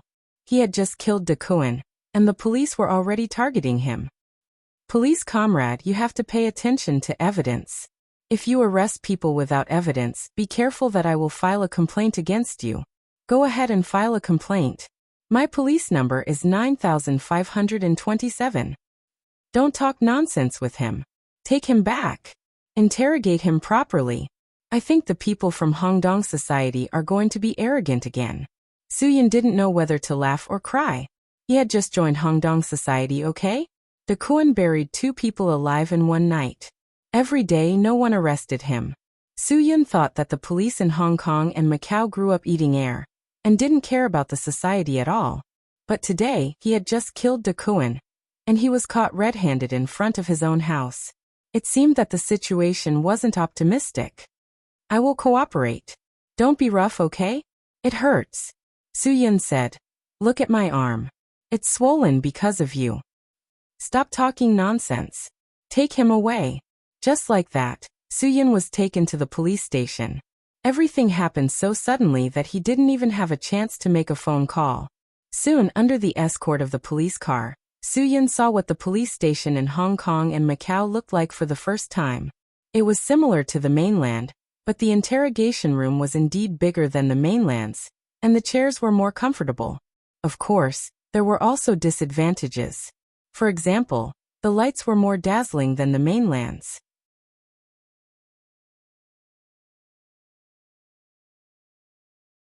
Chapter 2154. Su Yin was left in the interrogation room and waited for more than half an hour. No one appeared in front of him. After he kicked the table angrily, 2 people finally walked in. Su Yin knew that whatever he was doing inside, there would be people outside who could see. You'd better behave yourself. This is the police station, not your gang. Show me some respect. The person scolded Su Yin as he walked to the table and slammed the things in his hands on the table. The other person didn't speak. He walked in front of Su Yin and looked at Su Yin from head to toe. He said to Su Yin in a deep voice, "Sit down." "If I don't sit down, are you going to hit me?" Su Yin. Hong Kong and Macau follow the law. It's also a crime for the police to hit people. You have to think carefully. If you wronged me today, I will definitely sue you after I get out. Stop talking nonsense. You don't have the right to speak here. Answer whatever I ask you. The first person picked up a pen and opened the information to make a record. The other person held up the spotlight and let the light shine directly on Su-yun's face. The strong light made it impossible for Su-yun to open his eyes. Moreover, the light source was hot. Soon, Su-yun came out covered in sweat. The person with the pen wrote a few lines. After he was ready, he asked, "Say it. Name, age, what do you do?" "Since you were able to capture me in that place, I don't believe you don't know my name and what I do for a living," Su-yun said. "Please ask something meaningful. I'm very hot right now, so I'll cooperate with you." "Okay, you said it. You will cooperate with us," the policeman with the pen said. "Then tell us why you killed Dakuan." "Why would I kill Dakuan?" "Su-yun." "Who said I killed Dakuan?" "Police comrade, you can't say that." Can you lower the light? I'm cooperating. If you shine on me like this, it's hard for me to cooperate." Another policeman pressed down the spotlight on the table. "I'll satisfy your request. Now cooperate well and don't play tricks. Yes, tell us honestly. Otherwise you'll get it." The policeman with the pen said again, "Speak." "Why? Can I have a cigarette?" "Su-yun. I've been here for more than half an hour. My mind is in a mess. Can I have a cigarette to calm down?" The policeman with the pen said impatiently, "Do you think you're shooting a movie? You want a cigarette in the interrogation room? Let me tell you, even if your boss Wang Jingjin here, he wouldn't receive such treatment. Not to mention you. Brother, you can't speak carelessly.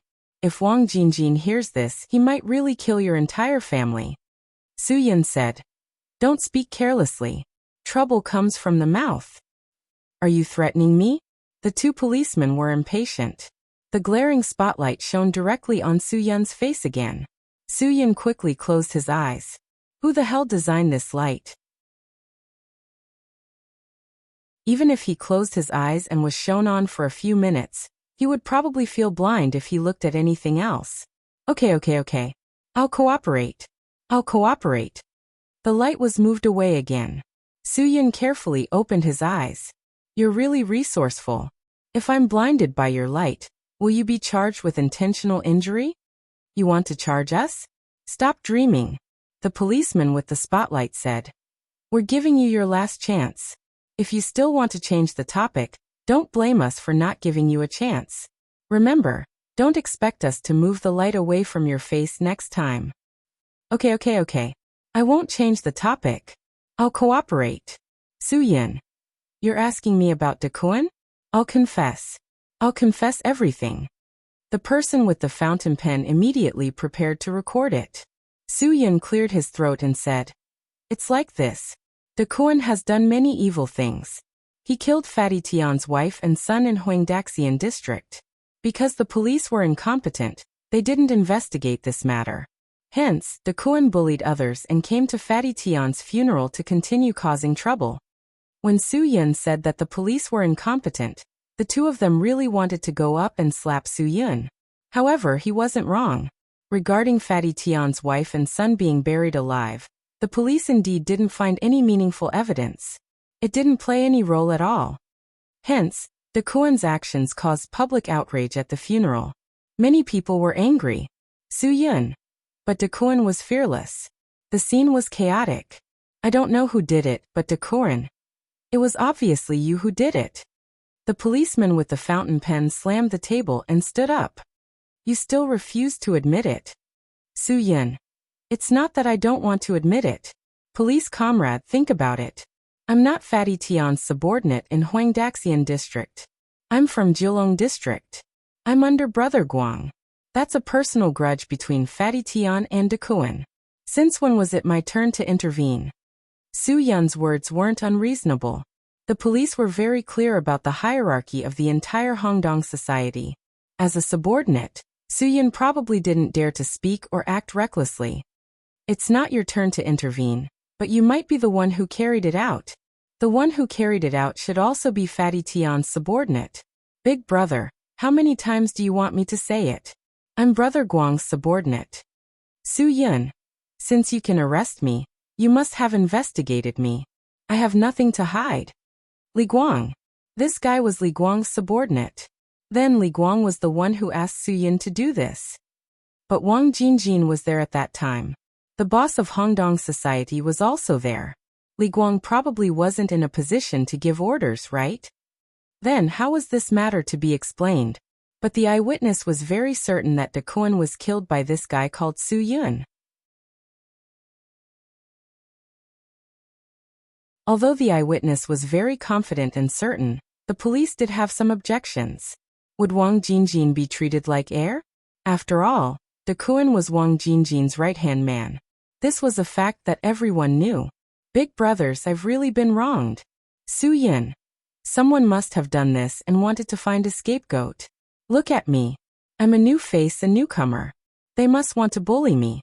You must get to the bottom of this matter.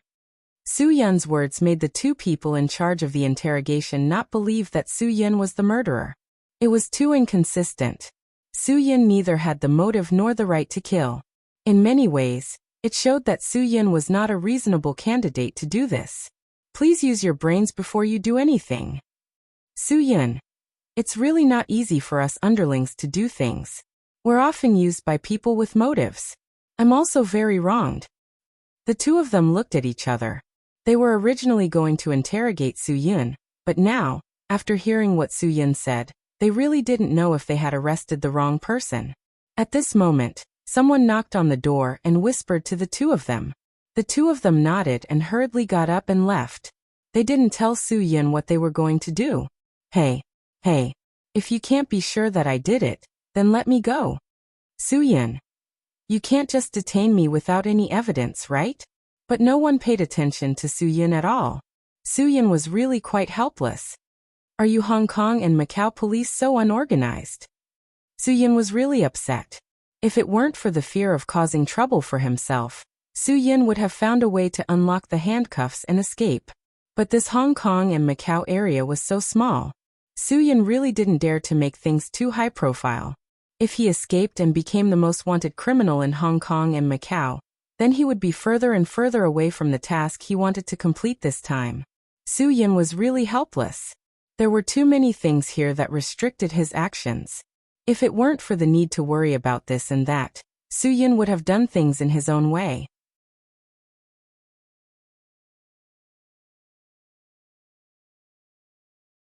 Chapter 2155. Just as Su Yun was racking his brain to think of a foolproof plan, a person appeared that made Su Yun's mood instantly relax. It was Yang Qi, the beautiful woman who brought Su Yun from Beijing to Hong Kong and Macau, a member of the Hong Kong and Macau Special Operations Team. Yang Qi's arrival made Su Yun feel at ease. With their cooperation, Su Yun wouldn't have so much trouble. You're finally here, otherwise I would have been tortured to death by your people. Su Yun. This light is too hot, it's too dazzling. Yang Qi smiled and stepped forward to turn off the light. You really do things beyond our expectations. Your movements are too big, it's too surprising. Can you also unlock these handcuffs for me? Su Yun. I'm obviously one of your own, but I still have to endure this here. You didn't see it, it was too harsh when interrogating me. There's no other way, only our special operations team knows your identity, so you can only be wronged. Yang Qi said. You can wear the handcuffs for a while. You're already here, and you can't let me go? Su Yun. No way, then your power is too small, right? It's not that we can't let you go, but if we let you go so easily, Wang Jingjin will definitely be suspicious. Yang Qi said. You were taken away by the police. It's impossible for Wang Jingjin to not know about this matter. Now he's also biding his time. Su Yun smiled bitterly. So you're going to treat me like a real prisoner now? Yes. Your identity is limited, Yang Qi said. But you can rest assured, we won't really hurt you. We just want you to suffer here for a while. I really admire you. Su Yun shook his head helplessly, but what Yang Qi said also made sense. He was just taken away by the police and released. It would be strange if Wang Jingjin didn't suspect him. I should be saying that to you, Yang Qi said. De Kuan's reputation in Hong Kong and Macau has always been particularly bad. He has done too many outrageous things, but it's very difficult for us to get hold of his weakness. Even if there is conclusive evidence, he can always find someone to take the blame for him. This time, you directly eliminated him. You have really made a huge contribution to the people of Hong Kong and Macau. Su Yun. This is the fastest way for me to gain a foothold in Hongdong society, so I didn't ask for your permission or communicate with you. It's fine as long as you don't mind. Of course we don't mind. These big brothers of the Hongdong society were all involved in murder cases. Especially De Kuan. Yang Qi said, "You are not only representing the laws of Hong Kong and Macau, but also the laws of Huaxia. You have the right to make your own judgment." Did Senior Leader Wan tell you that? Su Yin asked. Yang Qi nodded. Yes, we promise Senior Leader Wan that if you come here with us, you have the right to exercise the legal sanctions of the country. So we tacitly approve and support everything you do. Su Yin nodded. That's good. Don't convict me of another crime because of what I did. Otherwise, I will lose more than I gain. I won't. Yang Qi smiled. Your performance is really very good. According to our reliable information, Wang Jingjin is now paying attention to you. As long as you continue to do the right things for Hongdong society, he will continue to trust you and value you. Su Yin. Wang Jingjin left a few days ago. Is it related to the transaction of the Ebola virus weapons? Have you investigated this clearly? Yang Qi's expression turned serious. Yes, Wang Jingjin's departure from Hong Kong and Macau a few days ago has something to do with the Ebola virus weapon. Our investigation is not very clear, but one thing is certain. The matter is imminent, and you don't have much time left. Then why did your people capture me and bring me here? Su Yin said. There's not much time left. How can I get out now? Wait for Wang Jingjin to arrange for someone to bail you out. Yang Qi said. If Wang Jingjin really trusts you, he will not let you stay in there for too long. You have to hold on. Are you really going to lock me up? Su Yin was stunned. It's just a temporary detention. Yang Qi said. There is no other way. We can't let Wang Jingjin have any suspicions about you. Don't worry, Wang Jingjin has Li Guang. He will think of a way. You won't stay in there for too long. Su Yin knew that he had no other choice. Forget it, that's it then. I'll wait. If I have to suffer for a while longer, then so be it. It won't be long. Yang Qi said. I came to see you today, because I hope you can hold on. Now that you are on the right track to success, we will definitely fully cooperate and support your work. Then can I make a request? Su Yin. When you detain me, can you prepare a single room for me? Yang Qi shook his head helplessly. I'm afraid I can't promise you that. Any special treatment for you will make Wang Jingjin suspicious. Wang Jingjin is a suspicious person, so I can only wrong you for now. Su Yin was stunned. Then are you really going to lock me up with those real criminals? It's temporary, Yang Qi said. Okay, I know. Su Yin said. At least he was mentally prepared. Hong Kong and Macau were different from mainland China. They had detention centers and so on. Hong Kong and Macau would directly detain people in prison. Even if it was temporary, Su Yin would have to eat prison food for a few days. Yang Qi said embarrassedly. We have to leave tonight. They will send you to the prison in Jiolong district. This is really sudden. But still, thank you for informing me, so that I can be mentally prepared. Su Yin. Don't worry, I will fully cooperate with the Hong Kong and Macau police, but you'd better move quickly. If the Ebola virus weapon deal is delayed, then there is no point for me to come here undercover. Yang Qi said seriously. I will do my best. After Yang Qi left, Su Yin was taken to a car by two people and sent directly to the prison in Jiolong district. Su Yin had only been in Hong Kong and Macau for a short week, and he had experienced so many things that it was difficult for him to digest. The news that Su Yin was arrested by the police was quickly learned by Wang Jingjin and Li Guang. Li Guang immediately contacted Wang Jingjin and asked him how to deal with this matter. Li Guang's meaning was also very clear. He would never allow anything to happen to Su Yin. He must protect him. Wang Jingjin's attitude was much calmer. He told Li Guang not to worry and to wait for the police's next move. After all, it didn't matter if the police arrested someone. Before they got conclusive evidence, as long as Su Yin refused to admit it, there wouldn't be any problems. It had to be said that Wang Jingjin was very shrewd. After Su Yun was arrested, it was impossible for him to act immediately. He still had to see how the police dealt with Su Yun. If there was anything suspicious, Wang Jingjin would treat it with caution. After all, the Hong Kong and Macau police had infiltrated the Hongdong society many times over the years, trying to collect evidence of his crimes. Therefore, the older Wang Jingjin lived, the more cautious he became. The longer he lived, the more careful he became. Su Yun was a talent, and Wang Jingjin appreciated him very much. However, before he put Su Yun in an important position, he must first figure out whether this talent could really be used by him. If he couldn't really be used by him, Wang Jingjin wouldn't hesitate to destroy him. If he couldn't get something, no one else could. If he couldn't get a talent, the Hong Kong and Macau police couldn't get it either. This was Wang Jingjin's style and means of dealing with people. For so many years, the Hong Kong and Macau police couldn't do anything to him because he was cautious and careful enough. Li Guang knew that Wang Jingjin wouldn't change his decision easily. He could only let Su Yun suffer for 2 days. When Wang Jingjin saw the matter clearly, it wouldn't be too late to make a plan.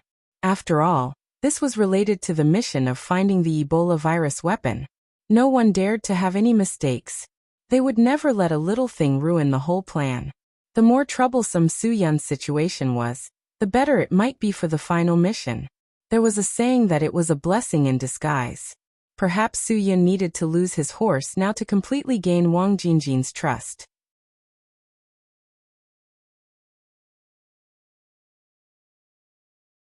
Chapter 2156. By the time Su Yun was brought to the Kowloon City District Prison, it was already midnight. At this time, the lights in all the cells had been turned off. Different criminals were locked up in different cells, and each cell was equipped with a standard of 12 people. Most of these people were locked up because they had committed crimes of intentional assault. Su Yun was brought to a cell that currently only housed 10 criminals. The prison guard was not as polite to Su Yun as Yang Qi. He dragged Su Yun in, and turned on the lights in the cell. The lights were all controlled, so when they were turned on, the prisoners who were resting with their eyes closed were immediately awakened. This time, the whole cell was filled with groans and groans. Everyone was very dissatisfied with what they saw. "Shut up," the prison guard scolded angrily. "If you talk nonsense again, I'll turn on the lights for the whole night. I'll let you sleep. All you know is to sleep." The prison guard's scolding made many people even more dissatisfied. Several of them stuck their heads out of the cell's iron bars, trying to see what was going on. When they saw that the prison guard had brought a newcomer, they were even more dissatisfied and pointed their spears at Su Yun. Curses rose and fell one after another, all of them pointing at Su Yun. They disliked Su Yun for coming here in the middle of the night, disturbing their rest, and seriously affecting their mood and emotions. Su Yun ignored the curses of those people, and was quickly brought to the door of the cell he was going to stay in by the prison guard. Wake up, I've brought you a new friend." The prison guard smashed the iron bars with a stun baton, causing several people in the cell to curse. The prisoners who had already fallen asleep in the cell were even more angry, and they all stared fiercely at Su Yun. After everyone in the prison saw that Su Yun was pushed into the cell, all of their sleepiness disappeared, and they all got up gloatingly. That's right, the one living in that cell was their prison tyrant.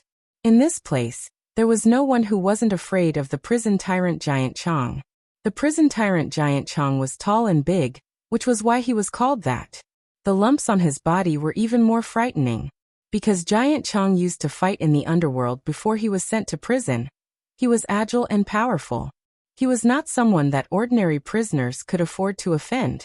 In today's society, the strong preyed on the weak even in the sunny places outside.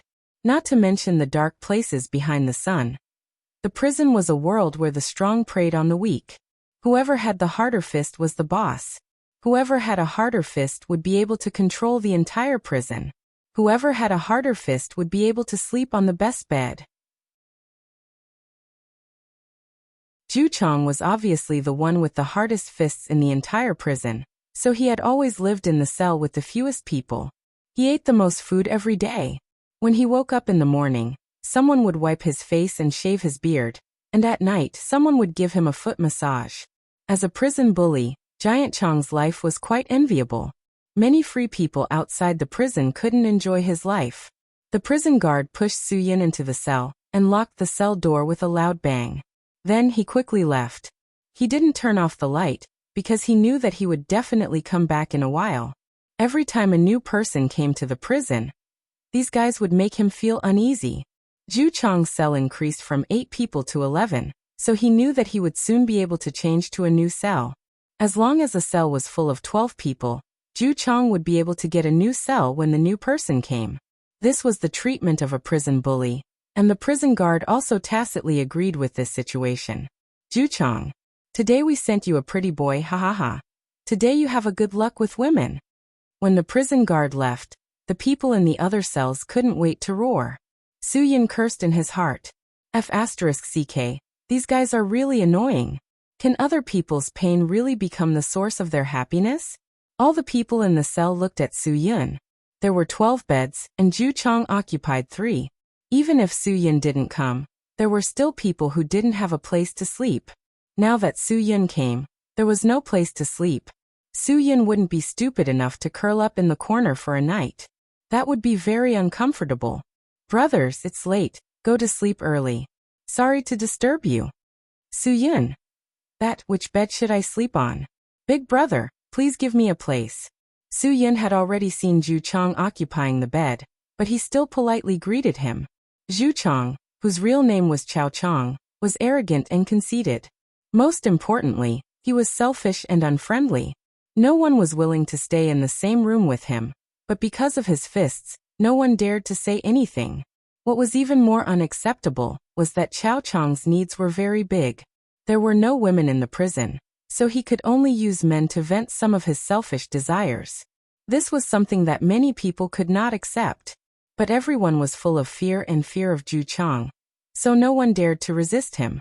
For those who were being tortured by Zhu Chang, a newcomer was simply a blessing, because they knew that they would be free soon. With such a pretty boy, Zhu Chang's interest would definitely fall directly on this guy. As Zhu Chang said, chrysanthemum was the most perfect thing when it was fresh and tight. After a long time, it would become loose and meaningless. You can sleep next to me. Chao Chang looked at Su Yin with interest. He pointed to the empty space next to him, indicating that Su Yin could sleep there. After that, Su Yin wanted to go forward and drag out a bed. His behavior was really bold. When the people in the other cells heard that Zhu Chang was rejected, they started to shout. When Su Yin was about to drag the bed, a person came forward and stopped him. This is Brother Chang's bed. What qualifications do you have to touch it? Newcomer, do you need me to teach you the rules of the prison? Su Yin didn't even look at the person. If I was a person who followed the rules, I wouldn't be here. Yo, this guy is a prick. This made all the people in the prison even more excited. They all wanted to see how Zhu Chang would deal with this newcomer. Kill him! Kill him! Kill him! The people in the prison shouted in unison. It seemed that if no one taught Su Yin a lesson today, they would feel that something was missing in their hearts. These people's mentality was really abnormal. They would only be happy if others suffered. It was really morbid. I think you are tired of living. After that person said that, he planned to teach Su Yin a lesson. But before he could raise his fist, it was kicked away by Su Yin's foot. In a flash, he didn't even have time to cry out in pain. When Su Yin made a move, Chao Chang of course couldn't sit still. He couldn't let people behave atrociously in front of him. In here, he represented dignity and power. Chao Chang shouted and stood up. The other people in the prison also raised their fists. It seemed that they wanted to perform well in front of Zhu Chang, hoping that they could get more trust and respect from Zhu Chang in the future. This way, they would have a higher status in the prison in the future. After all, Zhu Chang represented power here. If they could walk together with Zhu Chang and get Zhu Chang's respect, the other prisoners would also look up to them and wouldn't dare to bully them. This was an opportunity in many people's eyes. Helping Zhu Chang deal with this newcomer was the easiest and most effective way for them to curry favor with Zhu Chang. However, no one expected Su Yin to be so good at fighting. Almost no one could walk in front of Su Yin before they were sent flying by Su Yin's moves. Even Giant Chang's won.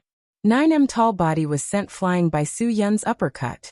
When he landed on the ground, a bed was crushed under his weight. The prison was filled with screams. The people in the other cells couldn't see the situation, but they still shouted and cheered for Ju Chong. They wanted to hear how Ju Chong destroyed this newcomer's chrysanthemum. But the people in the opposite cell couldn't shout. They could see very clearly that the other party was just one person, and he was slaughtering everyone in the cell. Not to mention the other guys, even Giant Chong was taught a lesson, and could only take a beating. What kind of person was this newcomer? Wasn't this too terrifying?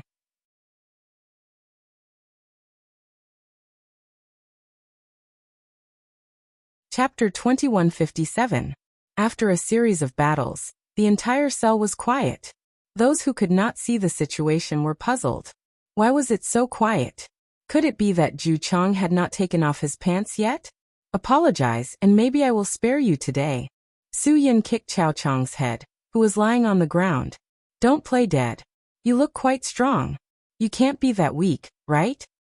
Cough, cough, cough. Chao Chong coughed a few times and spat out a mouthful of bloody phlegm from his throat. He could not believe that this small body had so much strength. He was a professional underground boxer, but he could not even withstand 3 punches from Su Yun. Especially the punch on his stomach. It was as if an electric drill had turned him on. The tearing pain made it impossible for him to hold on. If he had met such an opponent in the boxing ring, he would have thrown the towel and thrown in the towel and admitted defeat. He was no match for him at all.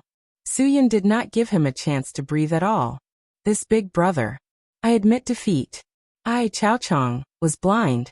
I offended you. Please be merciful and give me a way out. Chao Chong could afford to lose. In the face of such an opponent, he did not feel that there was anything shameful. When the other people in the cell heard Chao Chong begging for mercy, there was a moment of silence. This was not Ju Chong's style. In the past, it was only his opponents who begged for mercy in front of him. When had he ever bowed his head to others? The entire prison was eerily quiet. Even the prison guard felt that something was wrong. He ran back to take a look, and was at a loss for what to do in the face of such silence. He slammed the door twice with his electric baton. What are you all doing? Is there no movement? If there is no movement, I will turn off the lights. Hurry up and sleep. After the prison guard finished speaking, he turned off the lights. The whole prison was dark again. Listen to the arrangement of the leader. The leader asked us to sleep. Su Yun. Can I have a bed now? It's all yours. All the beds are yours. Chao Chong said quickly. He did not care. Anyway, he would definitely have a place to sleep. At most, he would be wronged by the others to stay on the ground for a night. Su Yun smiled. That's more like it. People nowadays are always like this. If you don't beat them up a few times, they'll always think that they're awesome. All right, I won't talk nonsense with you. Su Yun said. Those who should be sleeping go to sleep. If anyone snores, keep your eyes open. I've been a little weak these days, so I can't sleep well. Don't disturb me. When Chao Chong heard this, he was done for. He was snoring. Did this mean that he would not be able to sleep for the rest of the night? Between not sleeping and offending this boss, he would rather not sleep. However, he still did not know the other party's name, nor did he know who the other party was. Big brother. Where are you from? Why haven't I seen you in Hong Kong or Macau? You're quite the nosy one, Su Yun said. Chao Chong hurriedly waved his hand. I don't dare. I just want to know Big Brother's name. I respect you. I don't have any other intentions. My name is Su Yun. Su Yun said. Do you remember clearly? Do you want to know where I'm from? This is hard to say now. Currently, I'm with Brother Guang in the Kowloon district. However, Big Brother asked me to deal with De Kuan. If there are no accidents when I get out, the Yujianwang district that De Kuan previously controlled should be mine. These words really caused an uproar in the prison. Following Brother Guang in the Kowloon district was already not something they dared to provoke. And this Su Yun even dealt with De Kuan? Yujianwang district would be his in the future? This really made people sigh. He dealt with De Kuan? How did he deal with it? Everyone was curious and pricked up their ears. Chao Chong stared at Su Yun with his eyes wide open. Brother Yin, you said you dealt with De Kuan? The boss of Yujianwang District, Hongdong Society's De Kuan? Yes. Su Yun had already chosen his bed and laid down. What's wrong? How did you deal with it? Chao Chong started to stutter. He was not confident, but this Su Yun did not seem to be bragging. His strength was indeed not ordinary. Su Yun looked at Chao Chong. What? You have a relationship with De Kuan? Then I'm sorry if you want to see him in the future. You can only go to the King of Hell to write an application. Phew. The entire prison was shocked. This Su Yun said he killed De Kuan? This was simply impossible, right? Everyone in the prison knew what kind of person De Kuan was. No matter how arrogant and insolent these people in the prison were, there was absolutely no one who dared to touch De Kuan. De Kuan was notorious in Yujianwang District. No, in the entire Hong Kong and Macau. Everyone knew how ruthless De Kuan was. However, because De Kuan was highly appreciated by Hongdong Society's boss, Wang Jingjin, there was absolutely no one who dared to provoke De Kuan. If you don't believe me, ask your friends outside and ask around. Su Yun said, but don't talk nonsense in front of the police. After saying that, Su Yun turned over and went to sleep. However, the others in the prison couldn't fall asleep no matter how hard they tried. Among their fellow prisoners, there was a fellow who dared to kill De Kuan. Who could still sleep? One had to know that with their levels, they were not even worthy of carrying De Kuan's shoes. Chao Chong stared at Su Yun, who was lying on the bed, for a long time without blinking. He really hoped that this guy could get out sooner. However, after committing such a big crime, he probably would not be able to get out for a while, right? Unless a big shot like Wang Jingjin came forward to do something, he would definitely stay in there and wait for the investigation. Su Yun staying in there for one more day was one more day of suffering for Chao Chong. He had long been used to being a tyrant in prison. However, today there was a person who was more powerful than him. His status had plummeted. How could he accept such a fact? Okay, brother, don't think so much. Su Yun said. Those who don't snore, go to sleep. Those who don't sleep, don't disturb me. This was Su Yun's last sentence. Even the sound of breathing in the entire prison was careful. No one dared to offend this guy who dared to kill De Kuan. Even a giant became a weakling in front of him. Who dared to be rash? Wang Jingjin had already received the news that Su Yun was locked up. Although it was said to be a temporary detention, before this matter was investigated clearly, Su Yun would not be able to get out. He was not worried about Su Yun's current situation. If Su Yun could not even endure a few days in prison, then he would not be able to become a big shot. Now Wang Jingjin was still thinking about another problem. When Su Yun killed De Kuan, he did not hesitate at all. That murderous aura was indeed consistent with the performance of a foreign assassin. However, there was another problem that Wang Jingjin would suspect. That was that Su Yun was too decisive. After all, De Kuan was a member of the Hongdong Society. Although Su Yun killed him, it proved that he could kill without blinking. However, if Su Yun was involved with the police, it would not be surprising that he would directly kill De Kuan. After all, De Kuan was a nail that had to be eliminated in the eyes of the police. Therefore, there might be some problems with Su Yun's swift action. In fact, Wang Jingjin had already arranged for people to investigate Su Yun's identity. The results could make him feel at ease. There was no evidence of any connection between him and the police in Hong Kong and Macau. Li Guang was really lucky to be able to obtain such a talent. Now that De Kuan was eliminated, no one in the entire Hongdong Society would go against Li Guang anymore. Wang Jingjin enjoyed the wonderful feeling brought by the cigar. The image of Su Yun killing De Kuan kept appearing in his mind. Su Yun's eyes, Su Yun's movements, and everything about Su Yun kept flashing in his mind. He always wanted to see something, but he could not see anything. The more it was like this, the more Wang Jingjin had to be careful. The road to survival was not easy. Wang Jingjin warned himself countless times. He still needed to find out more information from the police. Only then would he dare to make a decision. Originally, Wang Jingjin wanted to see everyone's recognition of Su Yun during tomorrow's regular meeting. It seemed that it would have to be delayed again. However, it did not matter. He had plenty of people in his hands. He could temporarily arrange for someone to manage and maintain the Yaojianwang district. Although it would be troublesome for Wang Jingjin without Dakuan, it would make Wang Jingjin's position as the boss of the Hongdong society more stable. Dakuan was a talent. He was also the only person who could threaten his position for so many years. Therefore, Wang Jingjin did not feel that Dakuan's death was a pity. Instead, he felt fortunate. You're tuning in to the Earbook Haven YouTube channel. Don't forget to subscribe and join us on this journey to catch the most captivating stories.